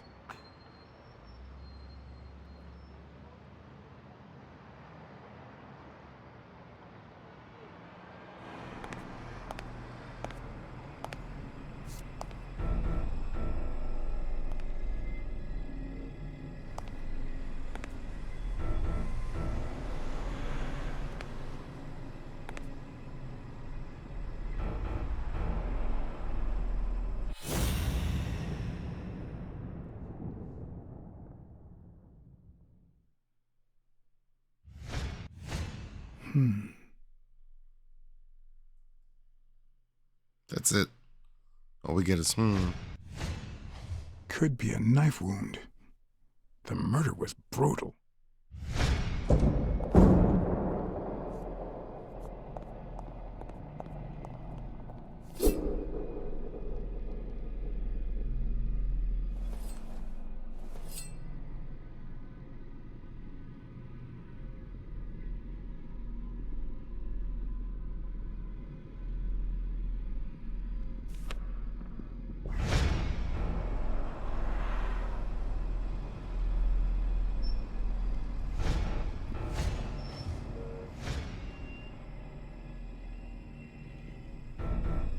Ah, damn.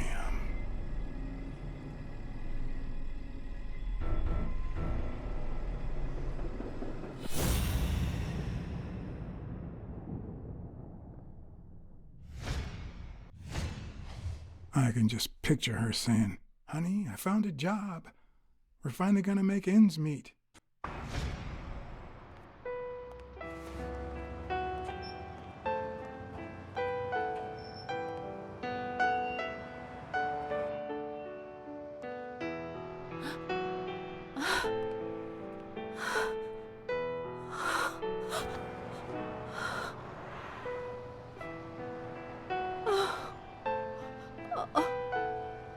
I want you to call the police, Sonia, and then go straight to a friend's house.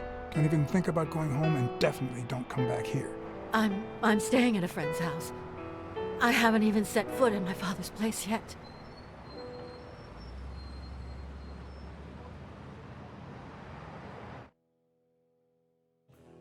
Good. Do you have the keys? If the murderer didn't find what he was looking for, that might be his next stop, if he hasn't been there yet.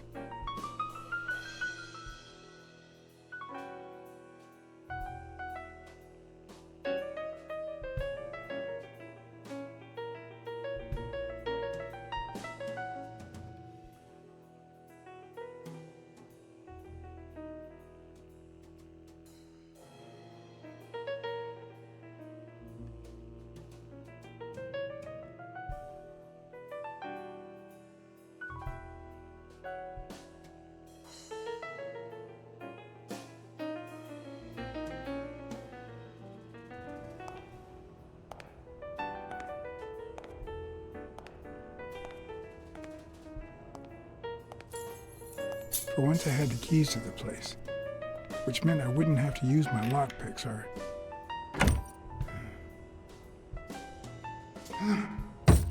Oops. Oh.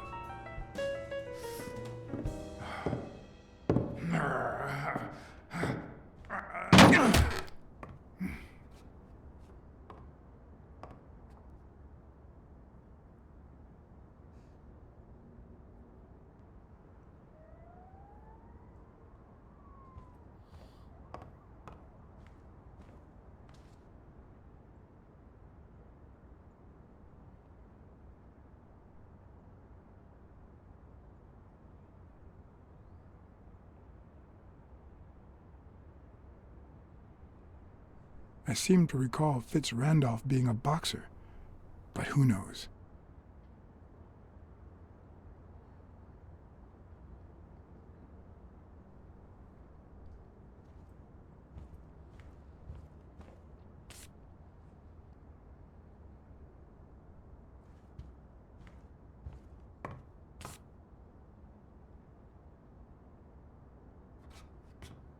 As I glanced at the telephone, I remembered the weekly password for O'Leary's illegal gambling operation.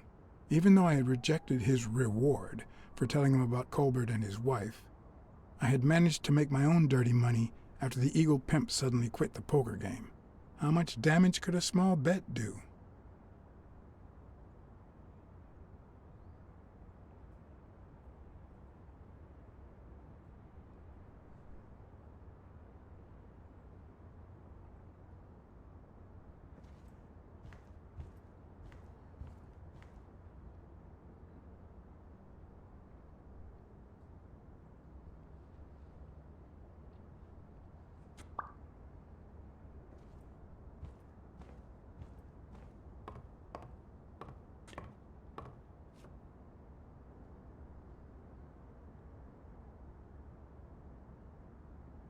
Look at that.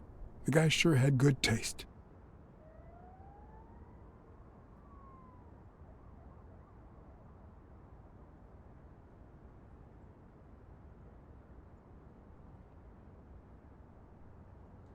Art? I'll never understand how violence constitutes a valued form of entertainment.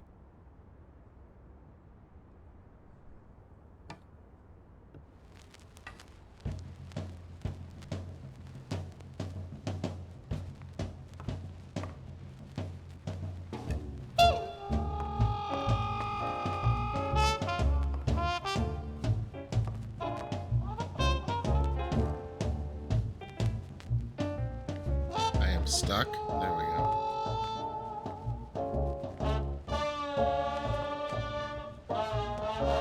It's hard to believe that a pair of boxing fists could play something like this, although I'm sure he had the lungs for it. It looks like Dunn had already begun to move his things.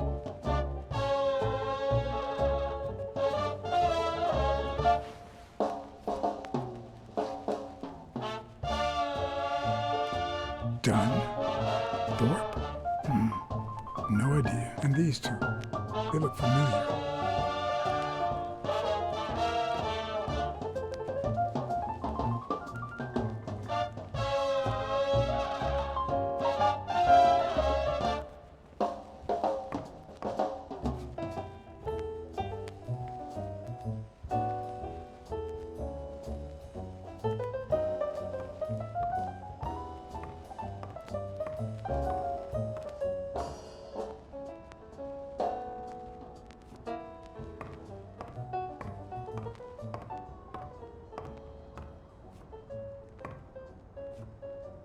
You still looked at her every morning, so many years later, with a new love?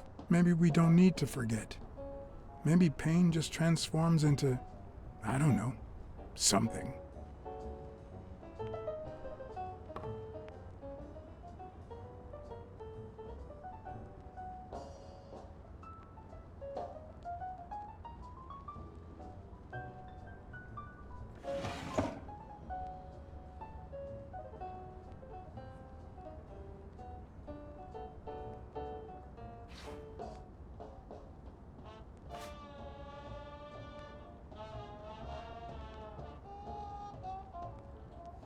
I bring you to this rooftop, my dear Mary. I bring you to this rooftop where our love was born.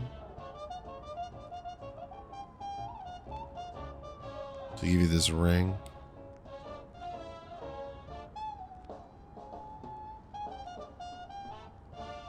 This is too private.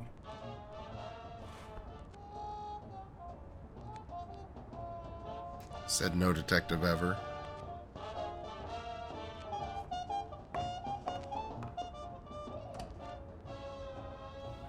Another empty closet.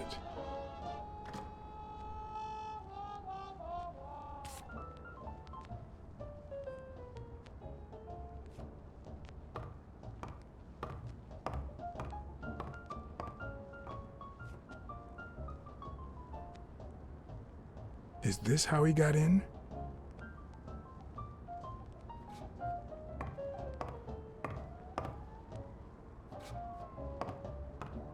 Elaine. I think that was Dunn's wife's name, according to Jake.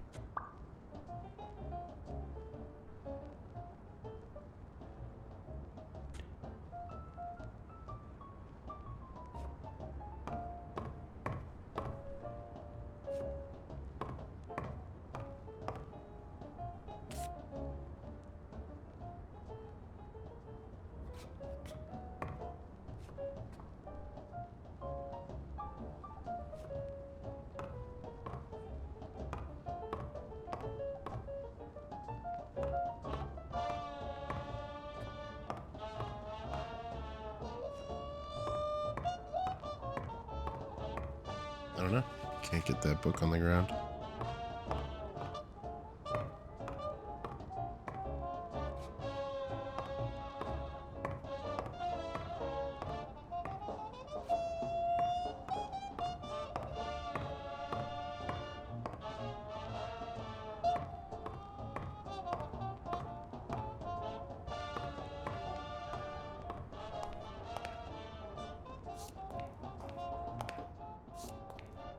Wow. Could Dunn really Black afford Panther. such luxuries? Or did he only want to impress Mary?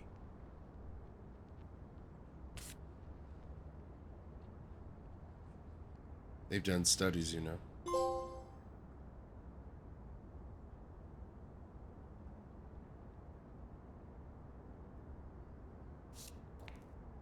"60% of the time it works. Every time."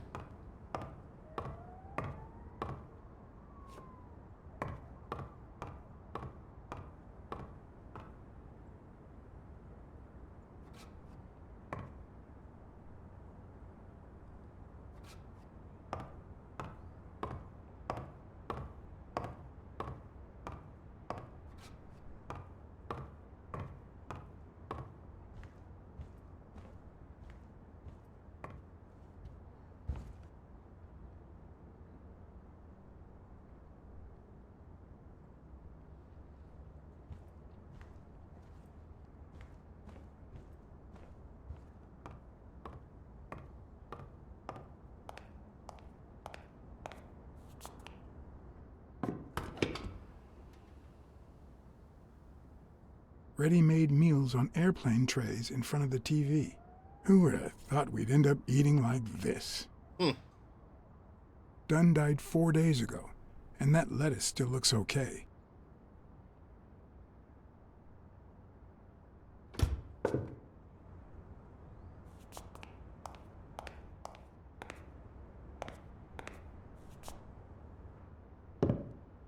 Sardines. It's been open for a few hours.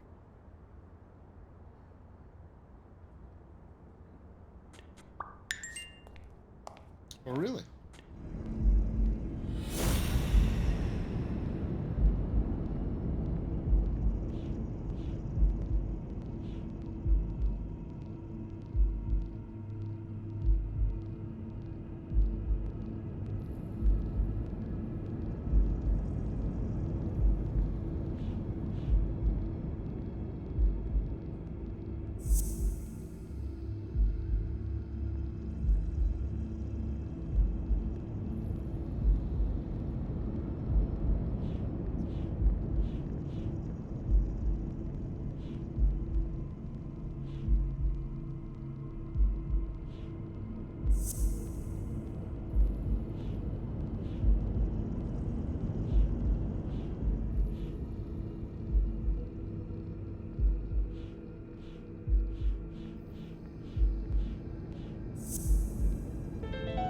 Hey.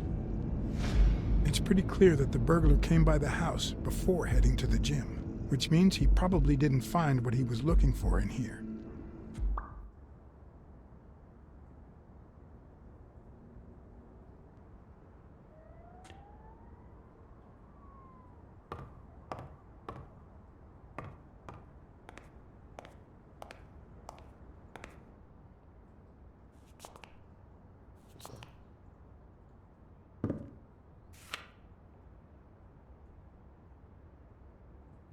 course. Now I see how Dunn bought the apartment he was going to share with Mary. This place has to be empty in 2 weeks for the new owners. I wonder if Sonia knows about this.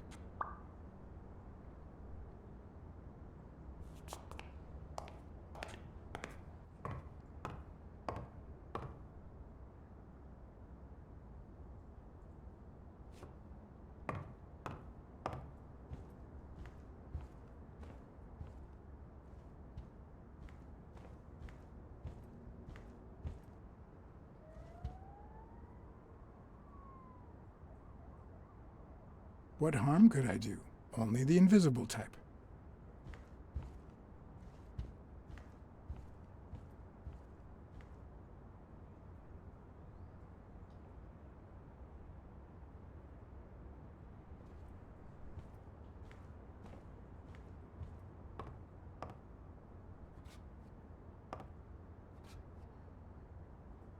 It doesn't look like anyone picked the lock.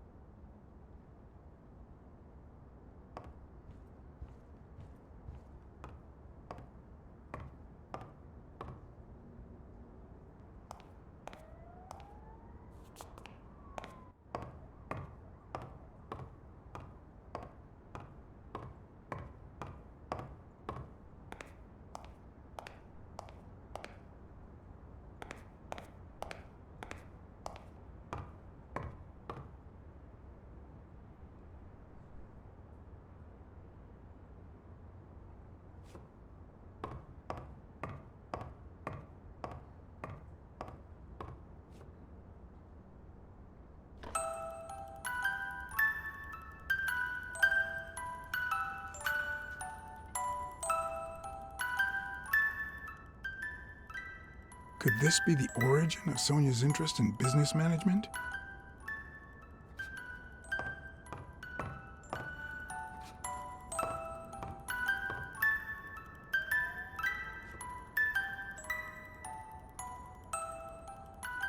One of the very few teen idols who only got better with age.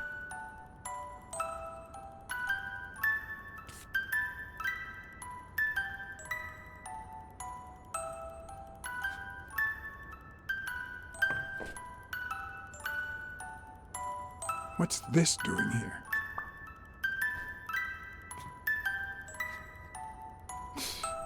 No matter how hard I look, I'm not getting anywhere. I need to talk with Sonia, and maybe with her Uncle Tim.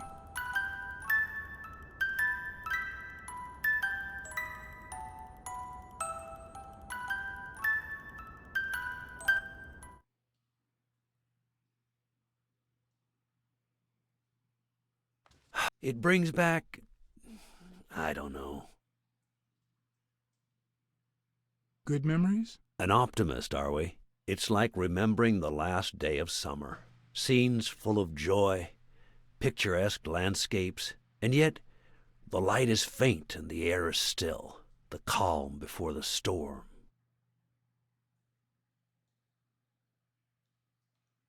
I know that feeling. I figured that much. I can see it in your eyes. We met in the Army. We were all professional athletes. They called us the Olympic Five. Who's the guy on the right? Angus Mitchell, our combat medic and a doctor with the New York Warriors. It was Spanow who got him assigned to our platoon. Hey, isn't that Craig Spanow? The guy on the Morley's billboards? Yes, indeed. Our captain. He was the oldest, after all, and star of the New York Warriors. He was an orphan, you know. But he loved the sport so much that he said baseball was his family. He was the one who had Mitchell assigned to our platoon. Was Dunn already boxing? Yes, he was. I had already seen him fight before I even met him. He was as humble in the ring as he was in life. He'd always let his rivals take the initiative. I remember how he barely dodged the blows. If you didn't look at his feet, it seemed like he wasn't even moving. And the footwork, pure dancing. You could almost hear the music. The song would play until his opponent was exhausted. Then came the drum roll, followed by Dunn's victory by KO. Who's the guy on the left? Ah, Viktor Sukovsky, the athlete. You've probably heard of his medals. What about you? I had just signed with the Milestones. I hadn't even played my first game, but people said I had a bright future ahead of me.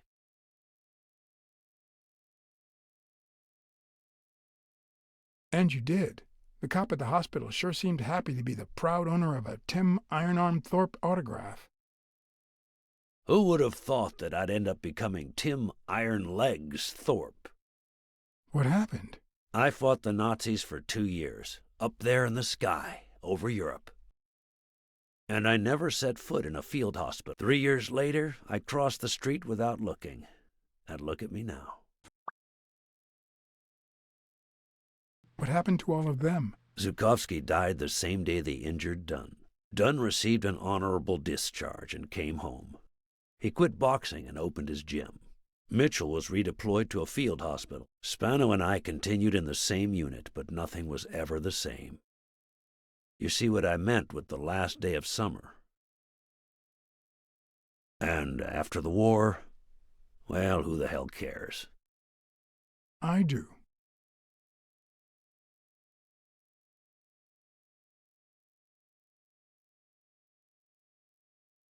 What happened to Spano? Well, you've seen the billboards. He made it big time. When I was forced to retire, I got him some advertising deals. That's how I founded this agency. But then, something happened to him. He became sullen. He fell out of shape, and slowly but surely lost touch with reality. He withdrew from public life and broke off our friendship. Haven't heard from him in, 3 years? And believe me, I've tried to contact him.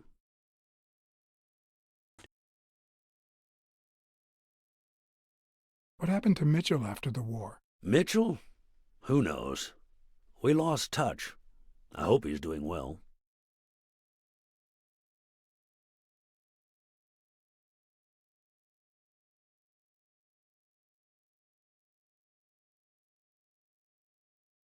I think I saw Mitchell not too long ago, but I can't remember where. Seriously? Please try to remember. I'd love to hear from him again. I'll do my best. You think Spano might have been involved in Dunn's death? Spano? No way. He and Dunn were always... Well, Spano's changed so much that it's hard to say. Allow me to double your wage. You have to find the murderer. Maybe Dunn stayed in touch with Mitchell or Spano. Maybe even with both. But he never told me anything.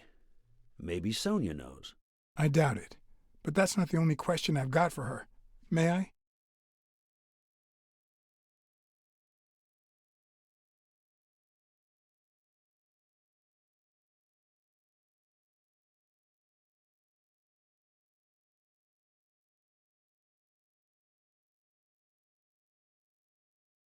I'm muted because I'm very professional. I mean, I'm never muted. We can deduce. With our clues, we can now infer. And from our inferences, we can deduce.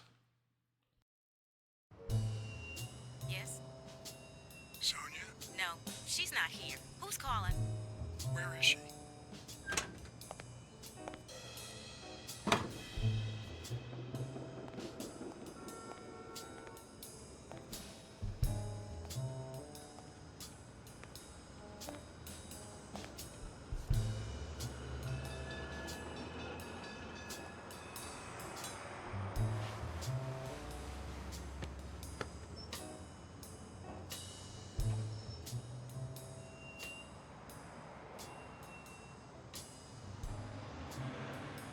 You know, it's dangerous.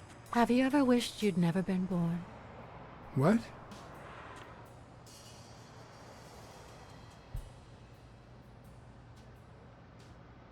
Many times.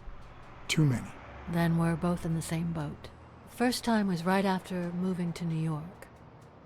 I hated my mother. She was the reason we moved from the countryside and the smell of freshly mowed grass to this dirty city and the smell of medicine. Her medicine. The second time was after she died. I hated myself for having hated her before, for not having loved her enough. The third time was when my father shut himself off. I hated him for that, for abandoning me, for giving in to the booze. Now he's dead, so take a guess. You've realized just how much you really loved him. I guess so. But that's not the worst of it. The problem is I don't know how to live without hating him. Over the last few years, everything I've done was meant to push my father far away. To avoid being like him. To avoid making his same mistakes. Without him, I just don't know who I am. And you won't even let me hate Bobby, which might actually help me.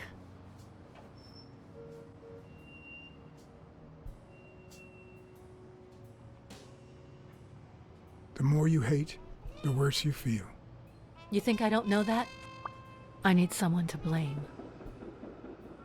Without that someone, I have only myself to hate.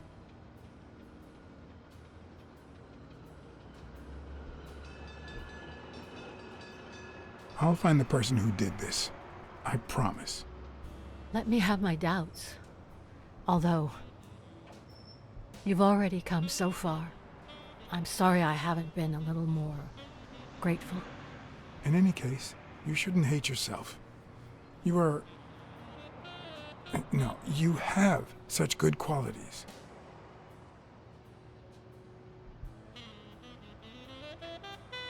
You're kind, smart, and beautiful.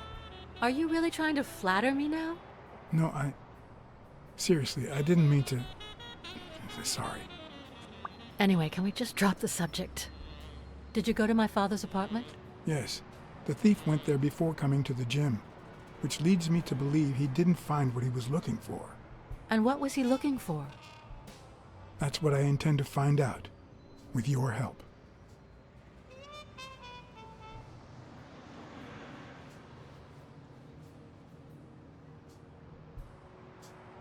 I found a picture taken during the war. The Olympic 5. Did you meet any of them, besides your father and uncle? Well, Uncle Tim actually isn't my uncle. No? He and my father loved each other like brothers. Did he tell you that he saved his life?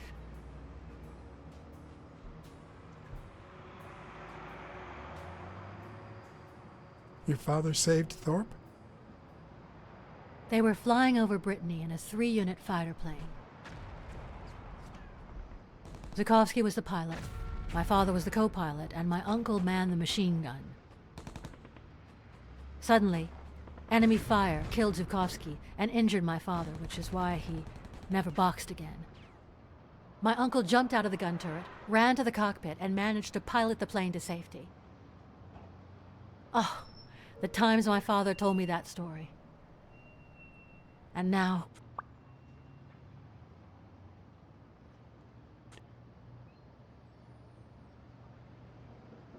Did you ever meet Mitchell, the doctor? Mitchell? The lizard? No, never. Why? Oh, nothing. I think I've seen him somewhere. Did you ever meet Spano? What can you tell me about him? I think I saw him once, but I was just a little girl. I think my uncle turned him into a star. That was a long time ago. I found a baseball glove with Spano's autograph in your room. Oh, I've never seen it. My father must have put it there, although I don't remember him having a signed glove.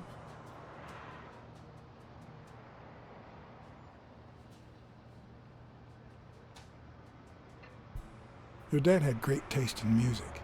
You think? Let me guess. The same taste you have, right? Exactly. You don't know how happy that makes me.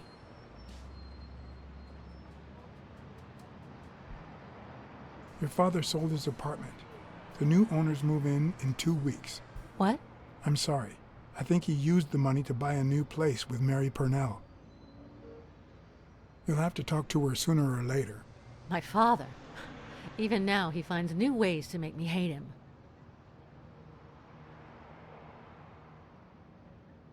I guess we have to talk about this. It's probably going to upset her. I saw your old room. That's embarrassing. Stop, or I'll end up hating you.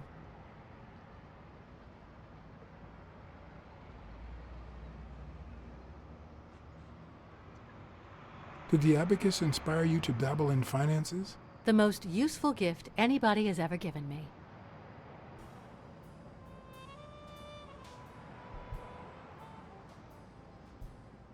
A gift from your mother? From my Uncle Tim. He used to say that in this day and age, a woman should know how to count. My father didn't agree, but he didn't oppose it either. People thought he was a liberal because of his attitude towards racial issues. But at home, things were different. It's odd that there are practically no toys or memories of your childhood in the room, except for a small music box. That box? It might just be my last happy memory.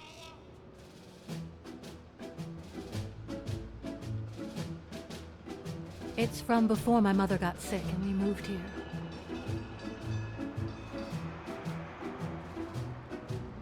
I loved reading stories about pirates. So my father drew a treasure map for me. I searched the whole house, one clue at a time. It led me to this enormous tree in the yard where Daddy had put up a tire swing. X marks the spot, so I dug to find my treasure. I loved the music it played, the ballerina and the little secret compartment. Oh, the secrets I kept in there. I think it's the first time I heard you call your father Daddy. Really?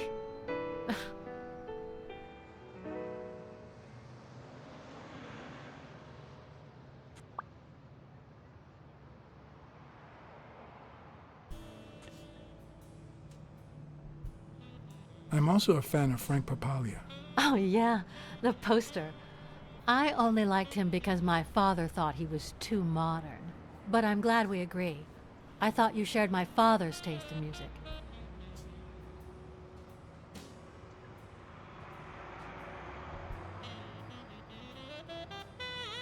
Are you cold? A little. Maybe I should go. Anyway.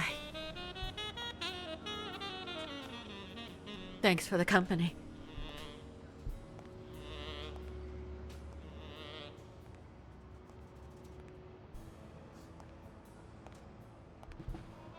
I ran out of time.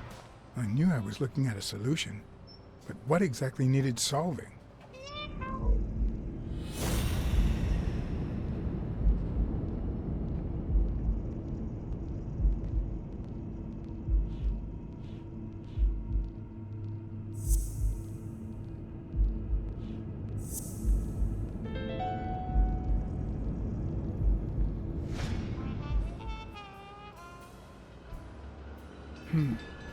Maybe Dunn used the same hiding place once more. Uh-oh.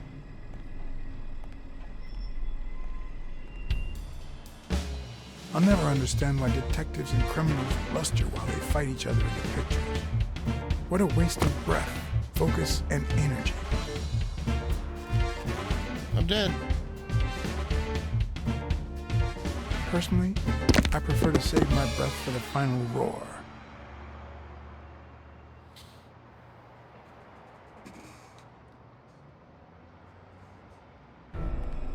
Hey, Anna Rude.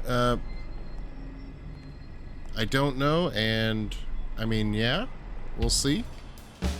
I'll never understand why detectives and criminals bluster while they fight each other in the pictures. Kinda. What a waste of breath, I'm Focus excited and for it to energy. be hopefully good. Oh man, what the hell? Personally, what? I prefer to save my breath for the final roar. Oh, I was spamming that button. I don't know why it wasn't working.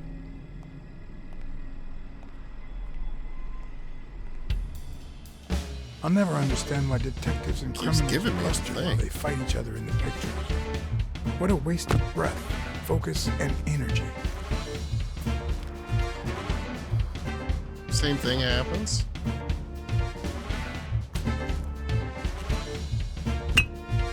Oh.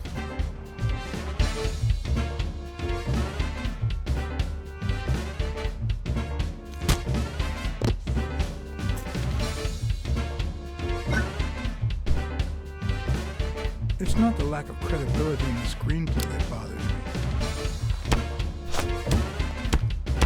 Oh. Plus, it's actually pretty handy. When a crook talks to you in the middle of a fight, you know you're up against a rookie. Oh. And if he doesn't even say, "Help me, please,"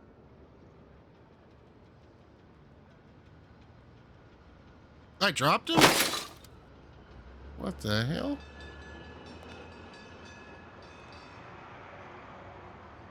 Why did I drop him?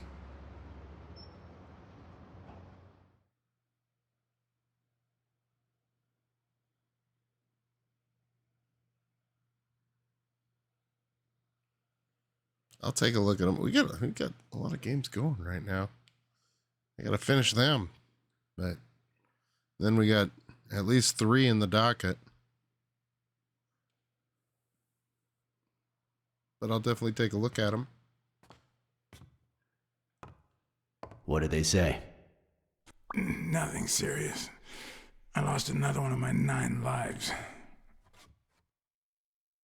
Oh, this hurts. Got many left? I'm in the red.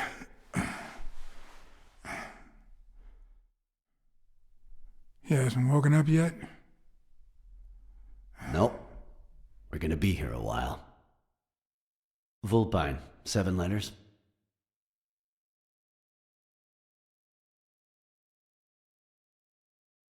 Cunning? Cunning.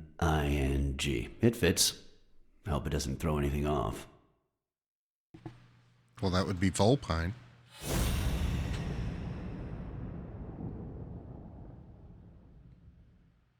What do I need to do here?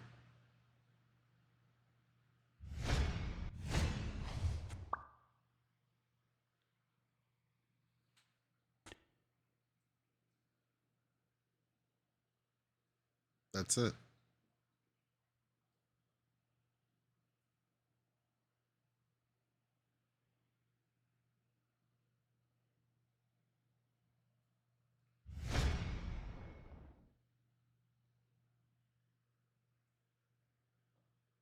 I already saw. There's nothing else.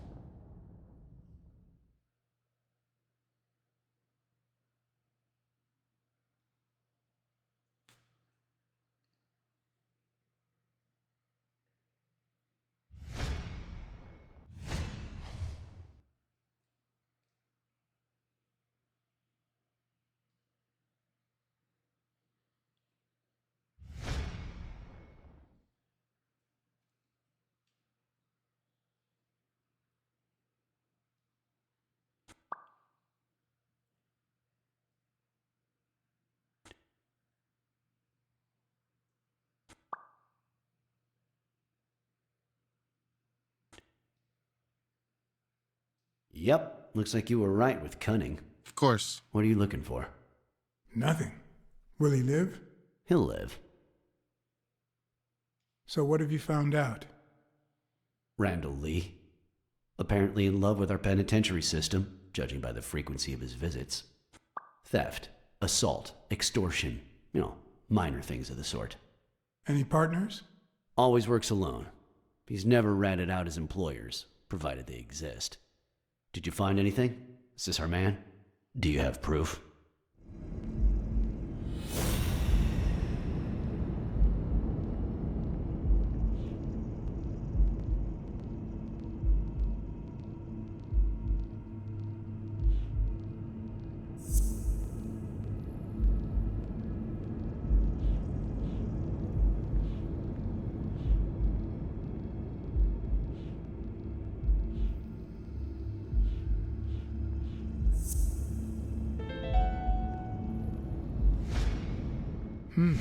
Looks like we know who tore his pants following Clarice Freeman up to the rooftop.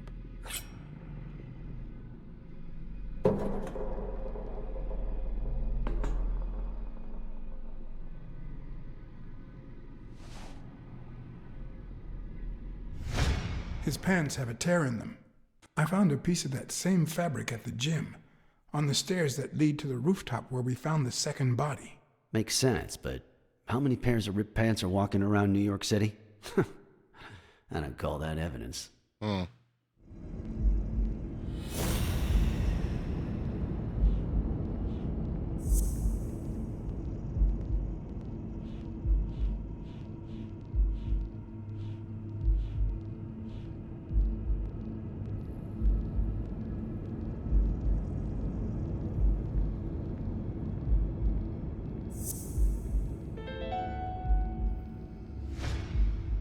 The guy who broke into the gym in Dunn's place has a thing for sardines. Did you smell his breath? Right, because there's only one sardine fanatic on this side of the Hudson. I need something more.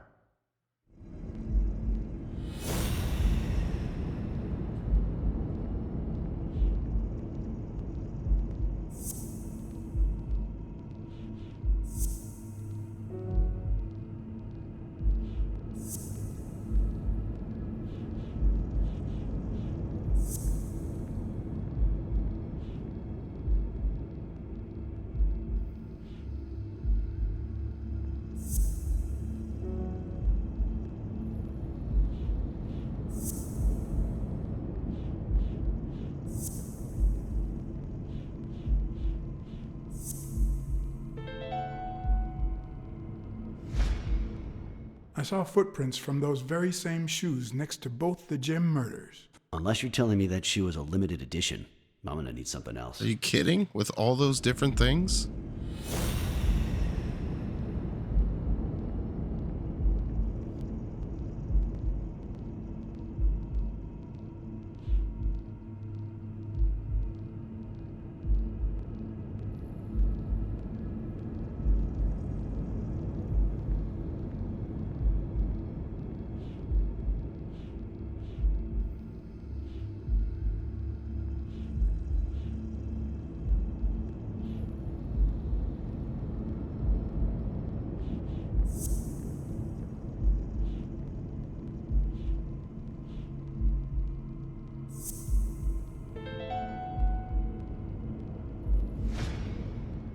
One of the thugs that attacked me the other night had a snout just like his. I'm sorry, but you can't incriminate someone based solely on species. What else you got?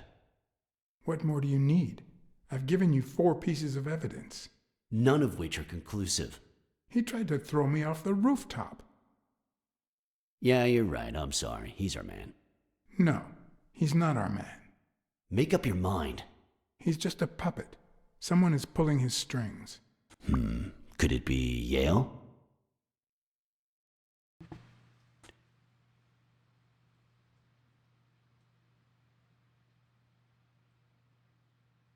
No, I'm still certain.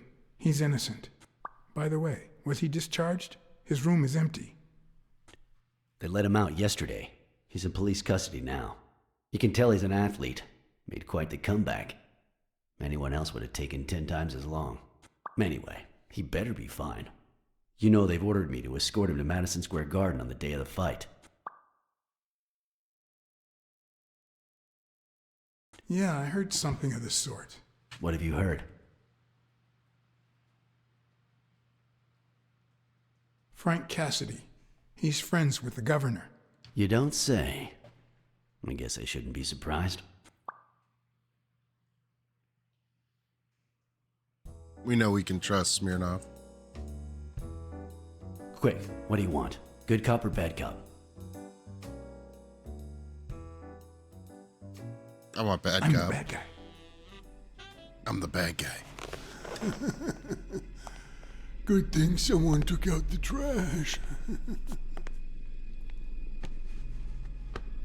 Good morning, Mr. Lee. I assume you're aware that you're about to be accused of murder, and that thanks to the witness testimonies of Mr. Blacksad and Miss Dunn, your future's not looking too good. All I know about bears and rabbits, what are they?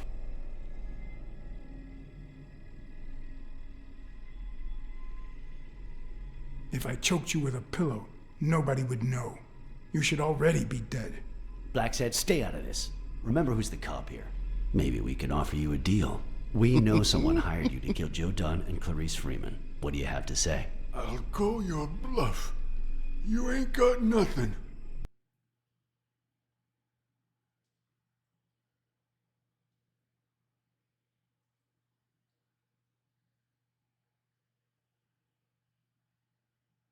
Your friend the Hellhorse doesn't seem to feel that way. Although I'm afraid he won't be talking anymore. Shut up, or I'll kick you out. If you tell us who hired you, we'll help you. What can you offer me?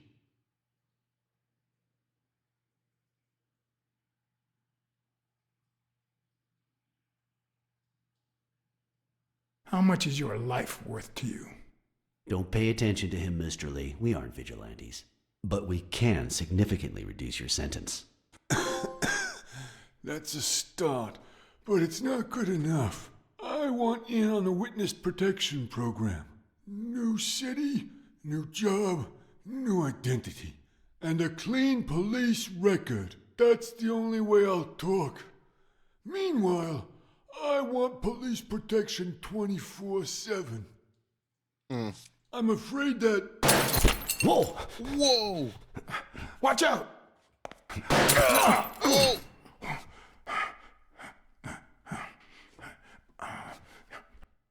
Smirnoff dead?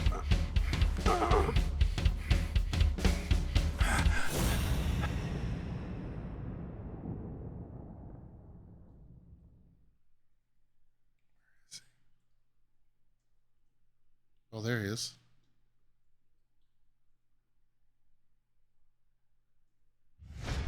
Oh!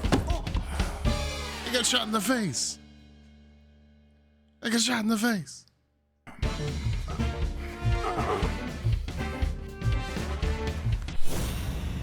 I seen him. I seen him. No one's making that shot, by the way. Not with that. Not with a little 38 revolver. No. For long shots, you need a long barrel. It is so hard to get a good shot. It's impossible to get a good shot at that distance with that weapon. Luckily, Smirnov's wound wasn't as bad as Randall's. I'm a shooter, guys. That ain't happening. Unfortunately, the police found nothing on the nearby rooftops. Our best shot at finding the killer was gone, so I went back to my previous lead.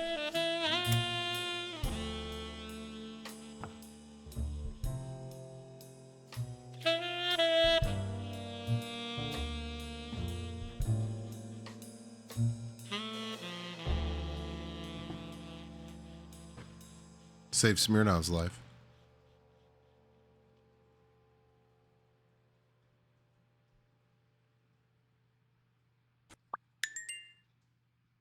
Hey.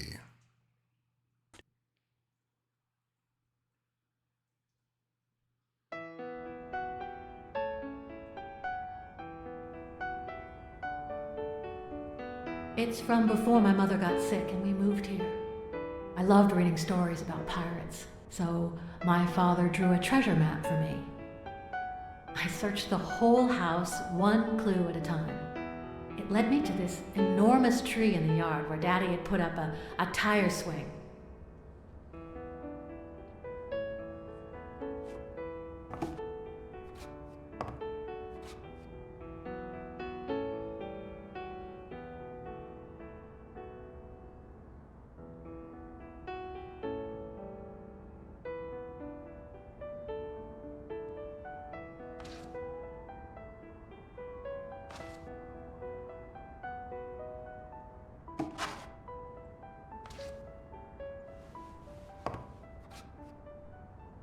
A hidden compartment.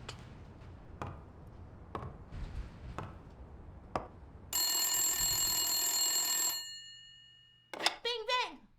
Hello, Smirnoff residence. You're dead! No, I got you with my lasso! Can you quiet down, kids?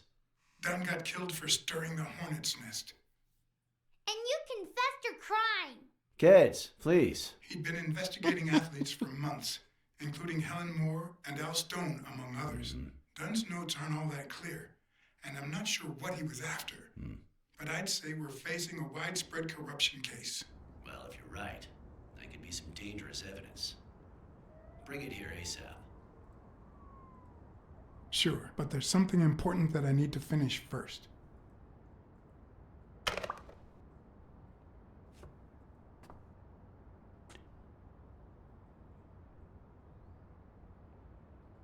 Dunn was against corruption. He was going to fix Gotham City. He was going to tear down the criminal apparatus. And they killed him for it. Scumbags. Well, I tell you, I'm not going to let this city I wanted to follow win. a certain lead on my own before Smirnov had the chance to see anything.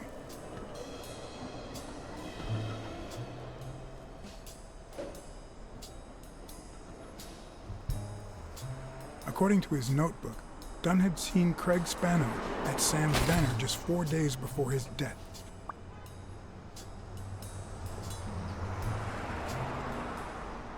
Get out of here, pussy!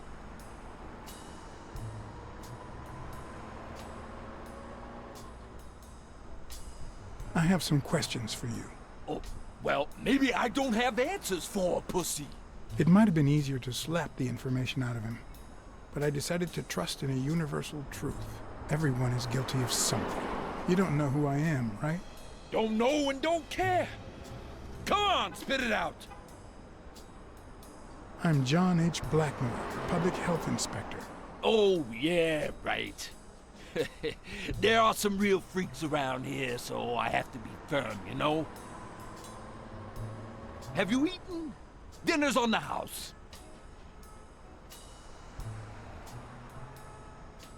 After you answer my questions. Sure, go ahead. Your call. Always at your disposal, Inspector. Ask away. Inspector. Fear turned him soft and made him talk. Sure enough, Dunn had been there a few days back with a chimpanzee who matched Spano's description. Apparently, the guy still lived with his father. Dunn said he couldn't stay there a day more. For the time being, he would move into his place. Wait a minute. What does Public Health Services have to do with that shit?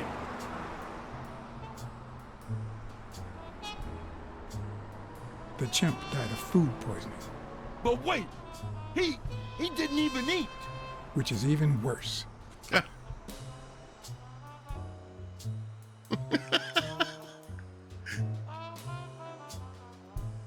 Oh, man. That was funny.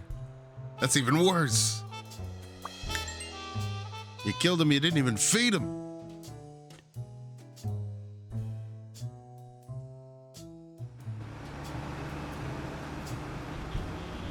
Dunn had taken Spano to his place. I wanted to believe We're when being Randall followed. Lee broke into the apartment, Spano fled to his former address. But where could that be?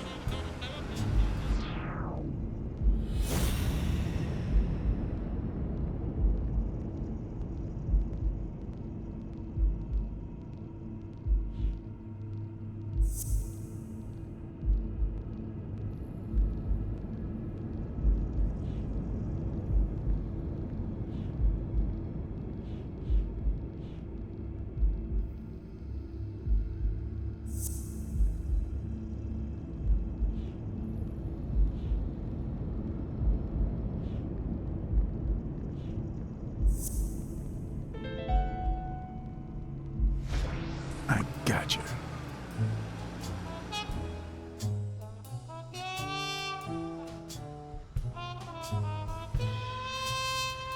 Maybe we weren't being followed, but I think we were. If the living have rich and poor neighborhoods, so do the dead.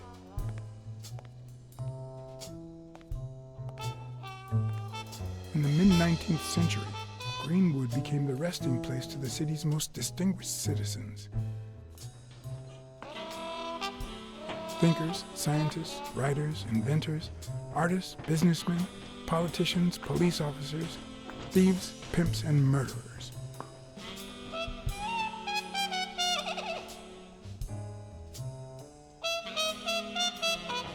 Here lie the bodies of the soulless minds that raised New York from the ground up. Now you know where to go to become somebody in the Big Apple.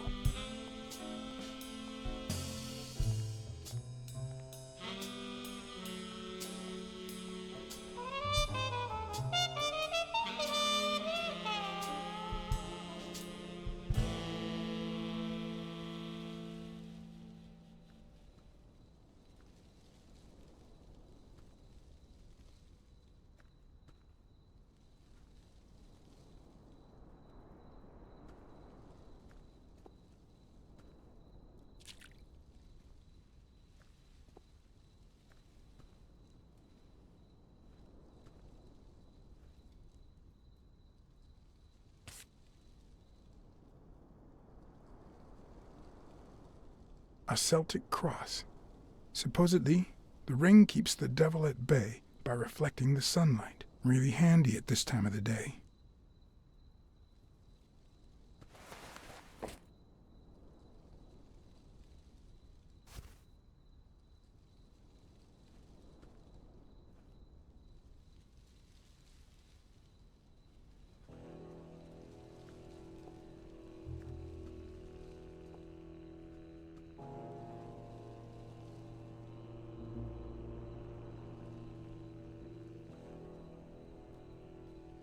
Jenny Boots, wife to Harry Bradwick, born on July 24th, 1819.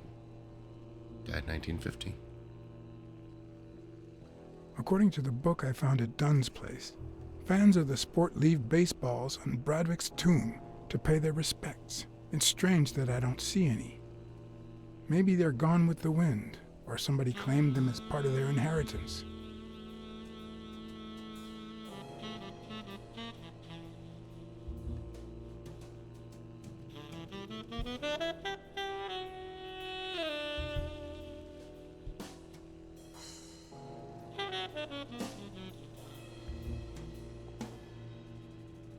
The four bases guarding their father.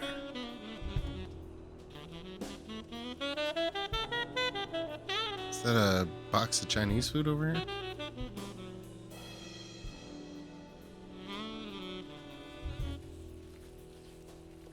Still hot.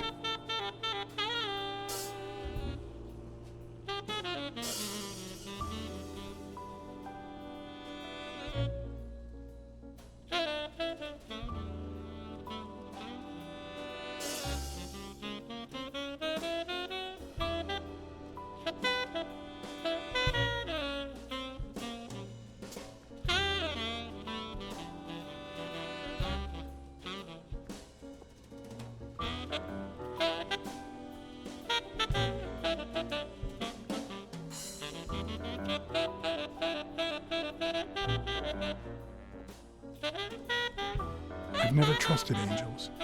When they fall,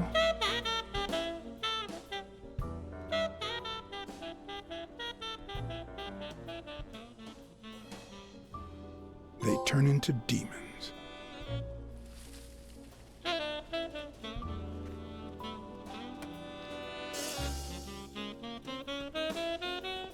Someone's hiding in the tree.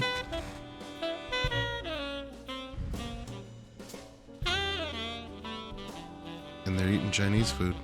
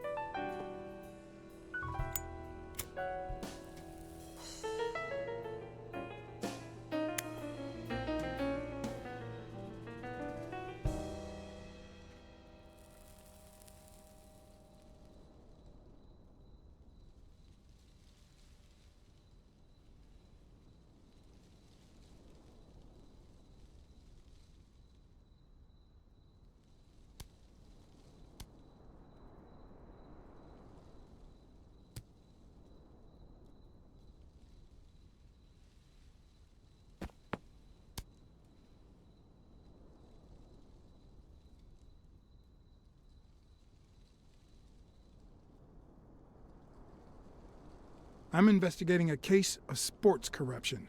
I think a considerable amount of athletes are involved, both current celebrities and former stars.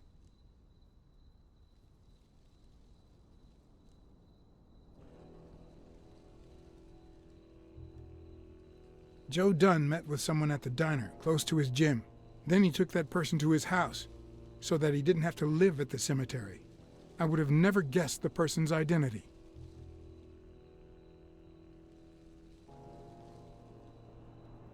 I found a baseball glove at Joe Dunn's place. A glove signed by a great star. I couldn't believe my luck.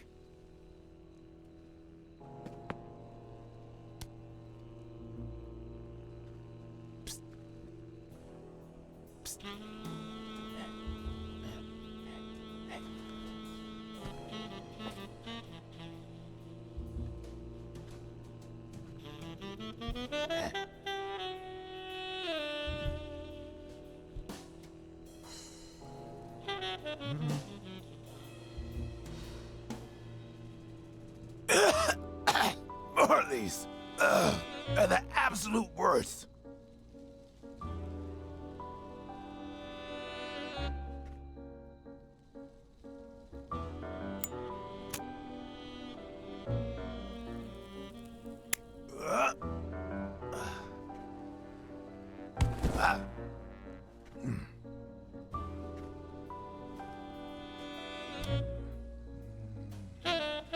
Who are you?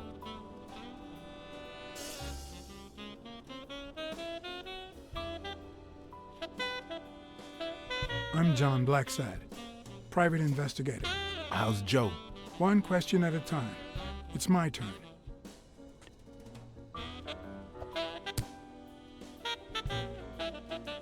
Your turn.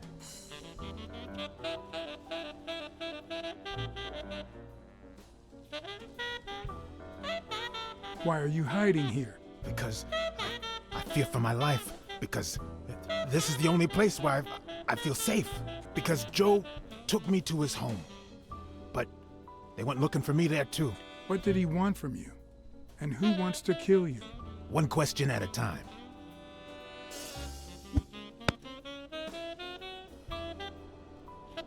How's Joe? What would happen if I told him the truth? Would he lose it? Could I take that chance?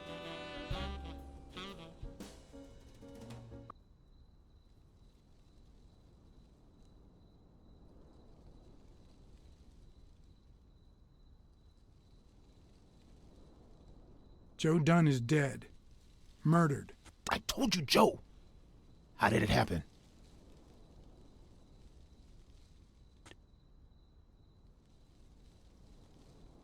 A hitman. But he's dead now. Although whoever hired him still hasn't been punished. My turn.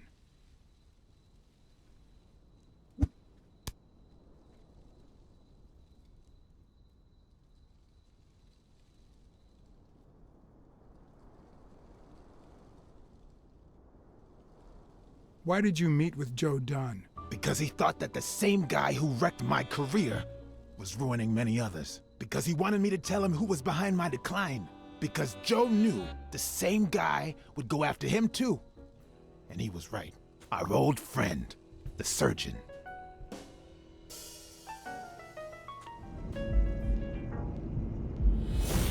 The doctor?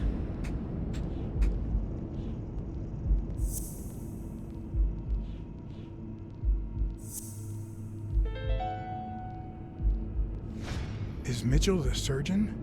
Is he the person behind all of this? That surgeon you mentioned, is he... My turn.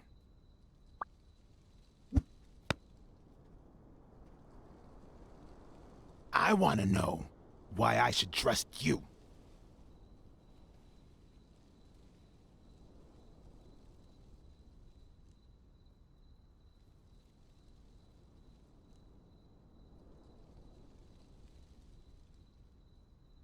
Because I could have killed you by now, but I haven't.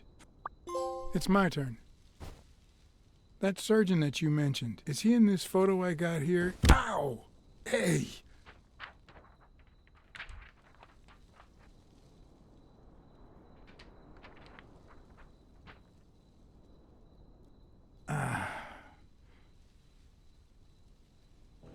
Hey, that toss was...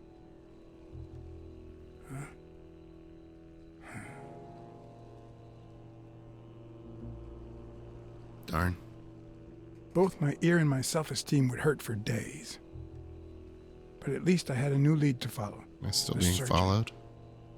The bastard had avoided my scrutiny by passing as a hospital doctor. But now, We all are. of my senses were on guard. No matter how good the disguise or how well he hid, I would find him.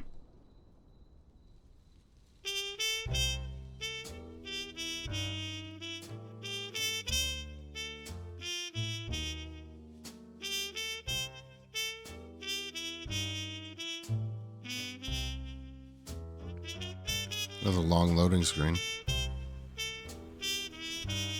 So, what you're saying is, 1, there's a corruption scandal involving all kinds of athletes. 2, our puppet master is a surgeon named Mitchell, a man who happened to fight in the war with Dunn, right?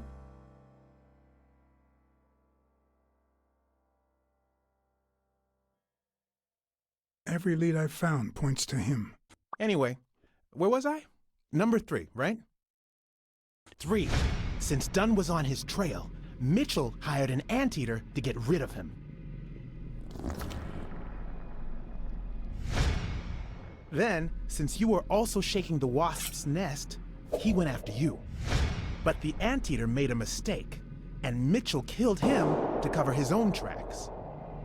And, wait, 4. The key to all this lies with a common friend of Dunn's and Mitchell's, Craig Spenow. Do you really trust him?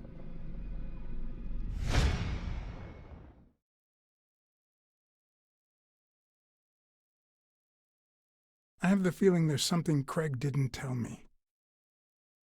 I don't know what exactly, but I'll find out. 4.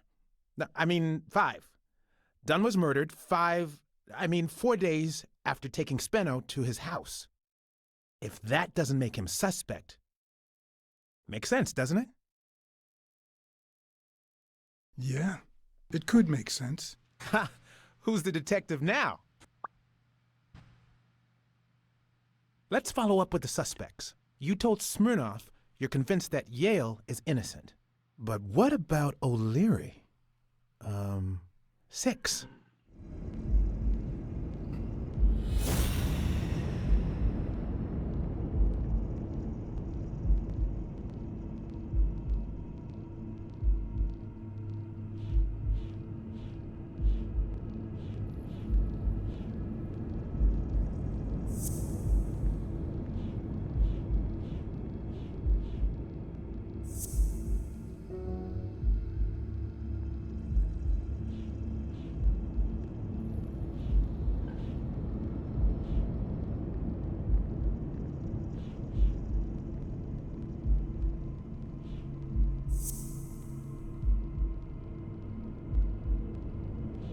Hiccups.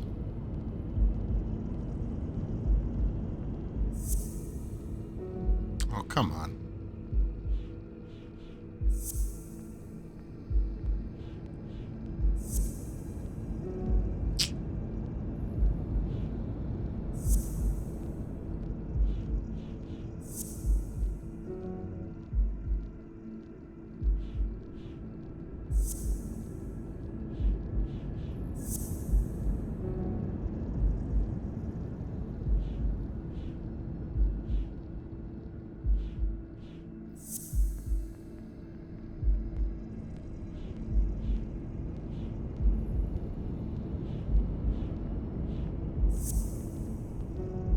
What?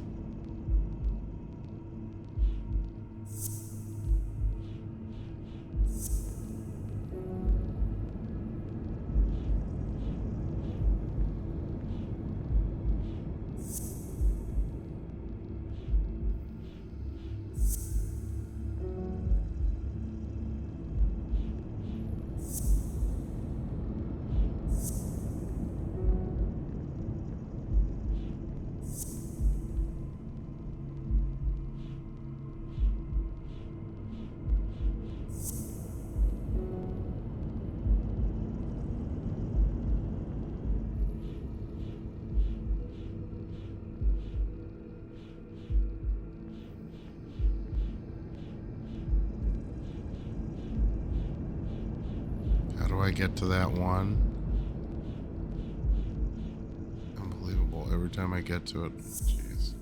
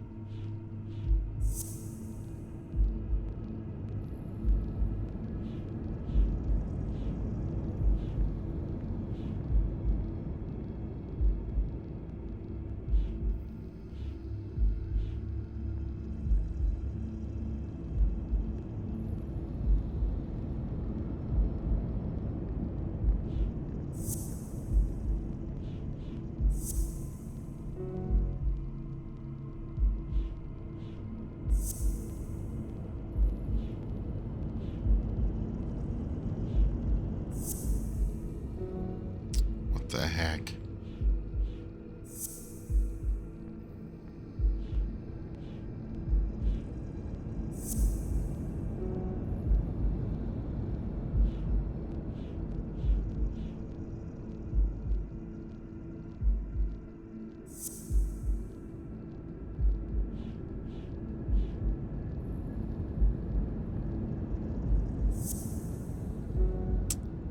What do we have to do here?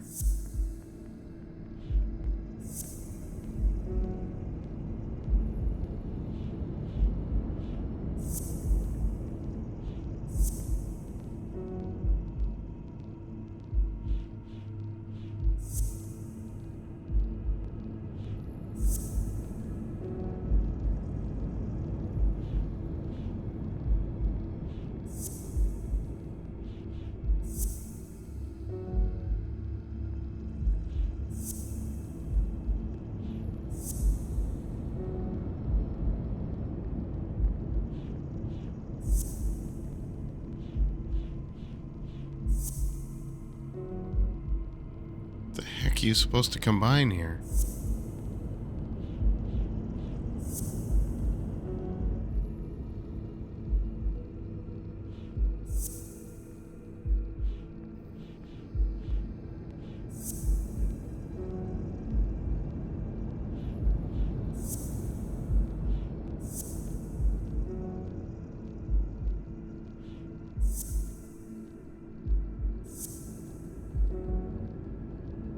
What?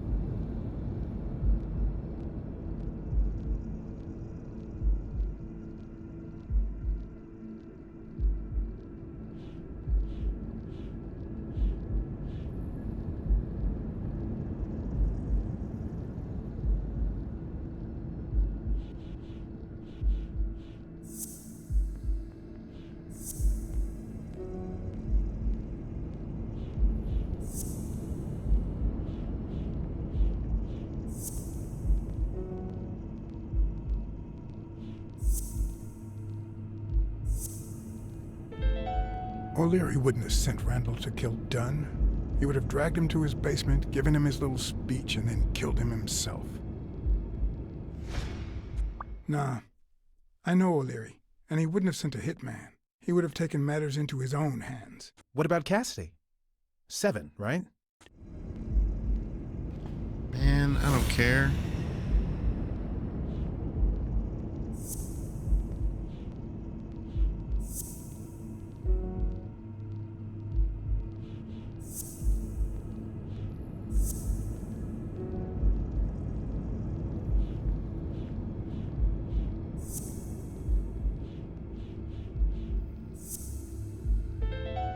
I think it's safe to rule out Cassidy as Dunn's murderer. He seems too impulsive to have planned such a twisted crime. Whoever planned the whole thing knew the suicide theory would fall through, so he manipulated the clues to incriminate Yale. Cassidy is too impulsive to pull off such an intricate plan. So, you're right. Mitchell is the one pulling the strings. And you know why? Because in novels, the murderer is always someone the detective knows from the beginning. Well, that could be the case in British novels. You know, where everyone in the mansion where the murder took place is a suspect. But this might just be an American whodunit, where the detective doesn't even meet the culprit until the last scene. You mean we still don't know who's pulling the strings? I didn't say that. How did it go with Helen Moore? I didn't get anything, even though it started out really well. I asked to interview her along with her boyfriend, Al Stone. Since I'm a big shot, they were happy to oblige. Perfect. Now, time for the interview. I'll go back and forth so you don't get bored. So, who goes first?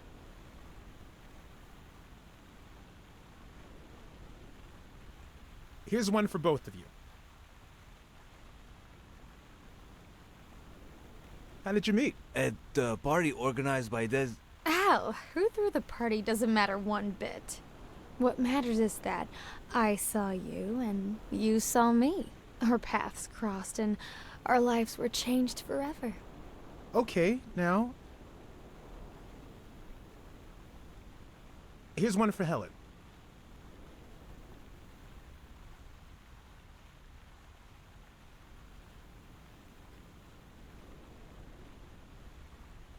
Dating a boxer can be dangerous. Aren't you afraid that those blows to the head will take a toll on his intellectual capacity?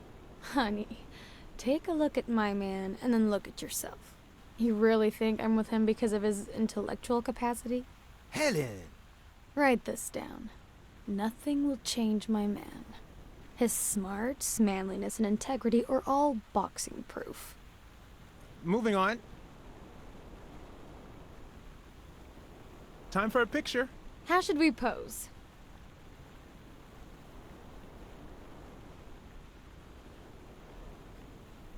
Okay, how about a hug? I want to feel the love.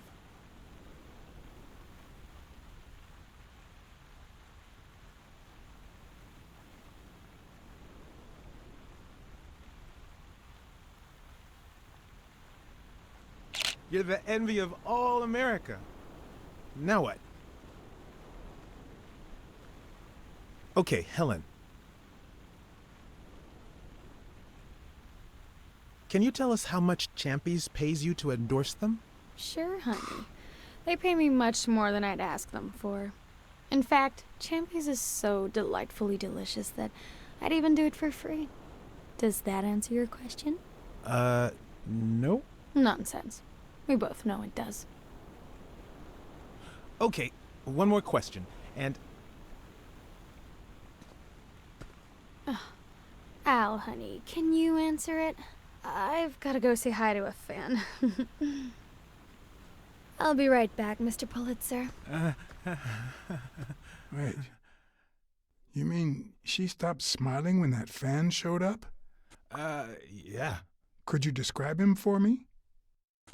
I'll be able to show you something as soon as I'm done developing these pictures. And actually, I thought it was odd, too. So while I continued to interview Stone, I managed to take some pictures of Moore and whoever her mysterious fan was.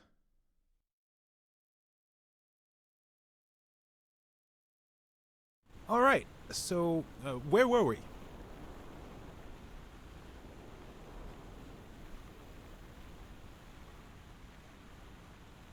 In just 12 days, the contender will try to steal your belt. Any thoughts on your fight against Yale? Well, supposedly the odds are in my favor, but there's no such thing as a weak rival.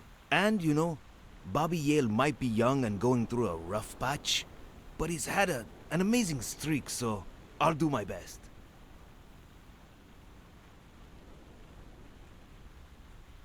Let's get that picture taken.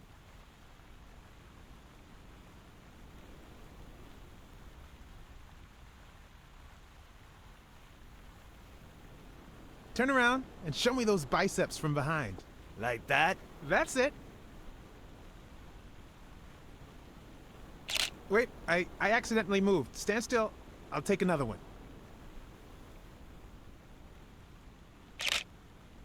What's with me today? Don't move, please. Now we got it. Should we keep at it?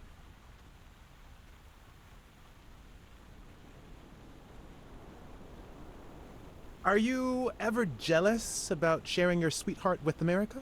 Well, I wouldn't say I'm jealous, but I know that someone so popular and honest can draw the wrong kind of attention. There are plenty of people who would love to put an end to her career, so it's not easy.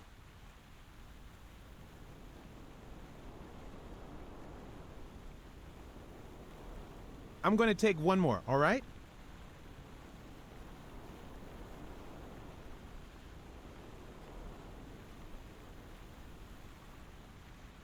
Wait, let me think a bit more.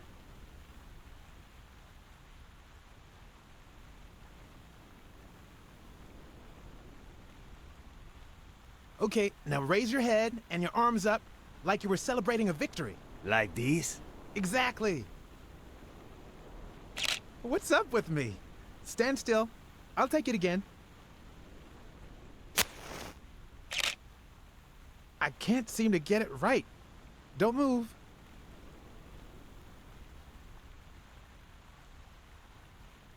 It's about time. Finally, we're all set.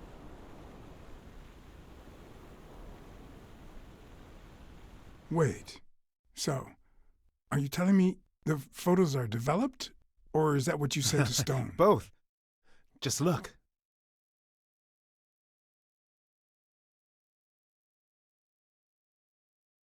Who's that guy? I know he's not a fan. You should have seen her face when she saw him. How much do you think each bicep weighs? A lot, but less than your tongue. You're hilarious. Who's that guy? I know he's not a fan. You should have seen her face when she saw him.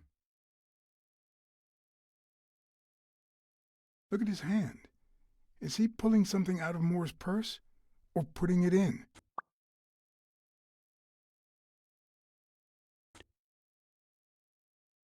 Can't you just see the love? I'm not so sure, to be honest. Love is not subservience.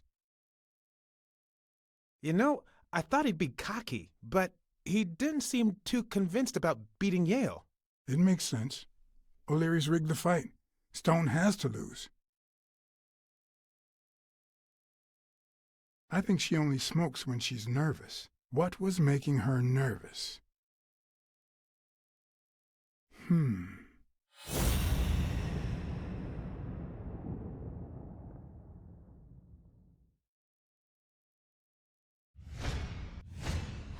Wait, that's him. Who? Mitchell, the surgeon. Seriously? We got him. Not yet.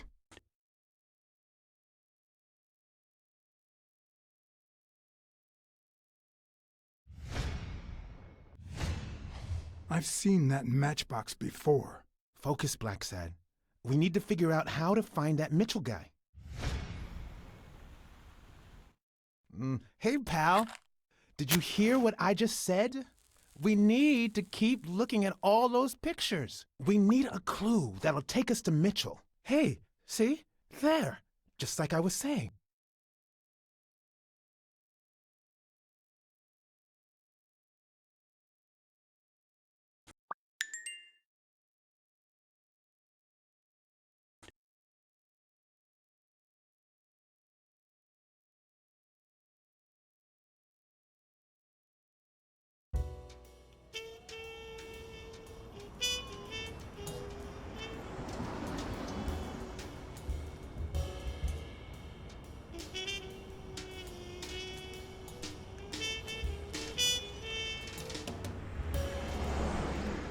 brawls aren't even the worst part of my job.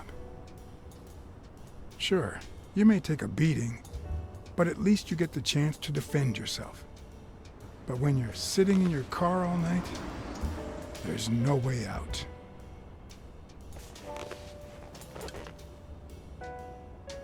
Your legs cramp up, your back and neck feel stiff. Your entire body aches to be somewhere else. It's boring and repetitive.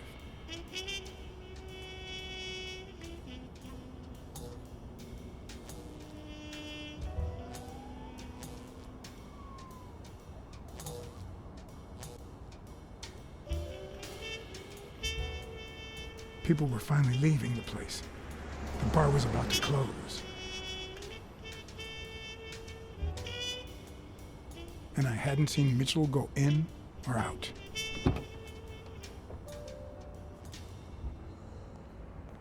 I had no choice.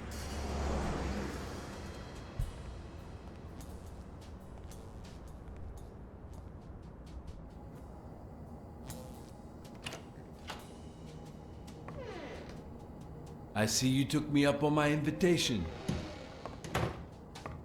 And you're smart. You knew not to come until my anti-fur regulars had all cleared out. I can't say no to good advice. Or good bourbon.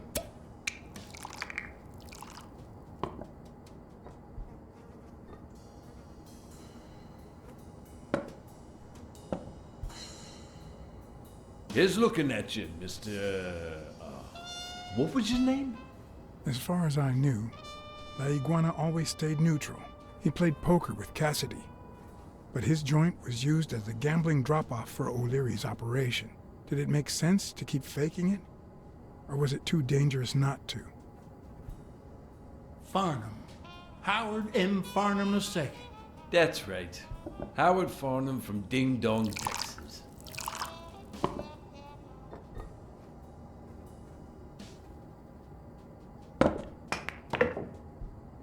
You're natural. That sure beats your poker game. This here's much easier. No cheating. You barely flinched when Cassidy decided to teach that ego a lesson. What do you want a fella to say?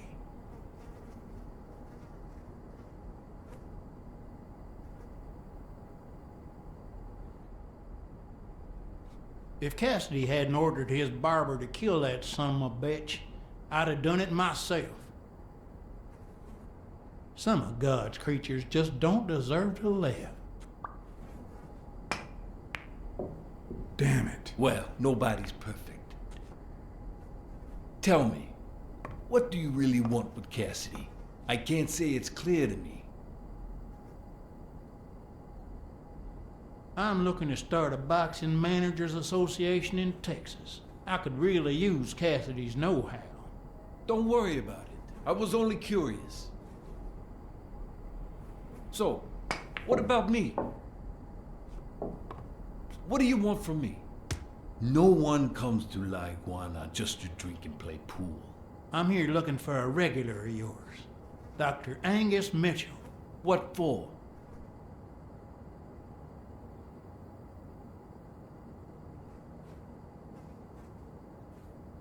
We fought together during the war. I just wanted to say hi. Sure. Tell you what, I'll talk to Mitchell. Come back tomorrow night. You don't understand. I have to talk to him, or else. Or else what?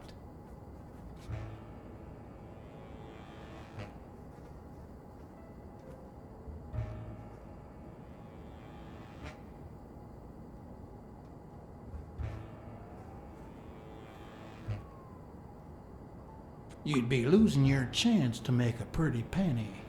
I know how to reward my allies. You think I'd spend my time in this dump if all I cared about was the money? Please, cut the crap. Anything else?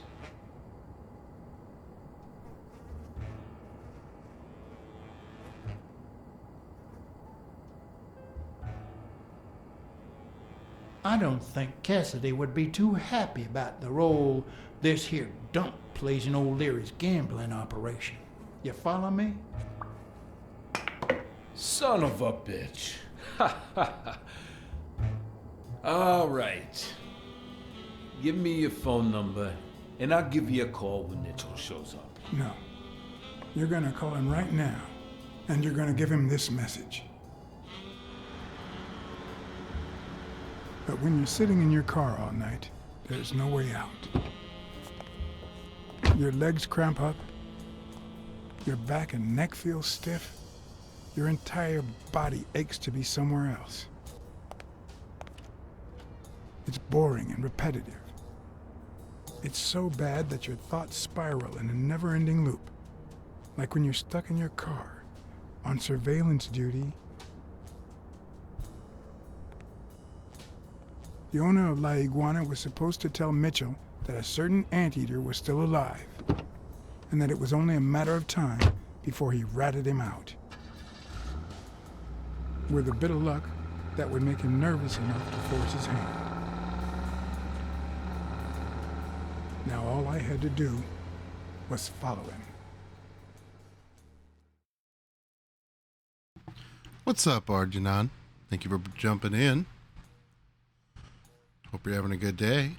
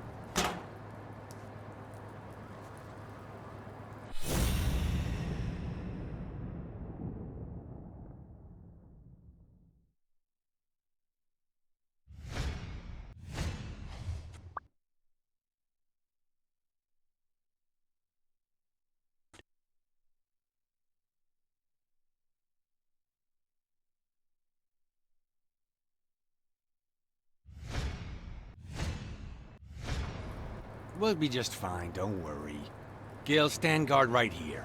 If the cat shows up, you know what to do. I'll be back in an hour.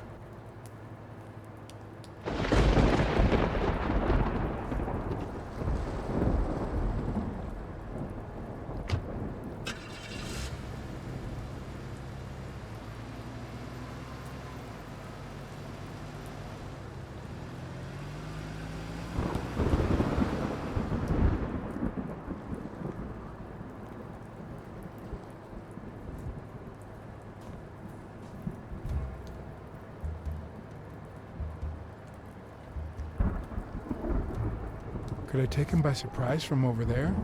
Although I don't know how I'd get there.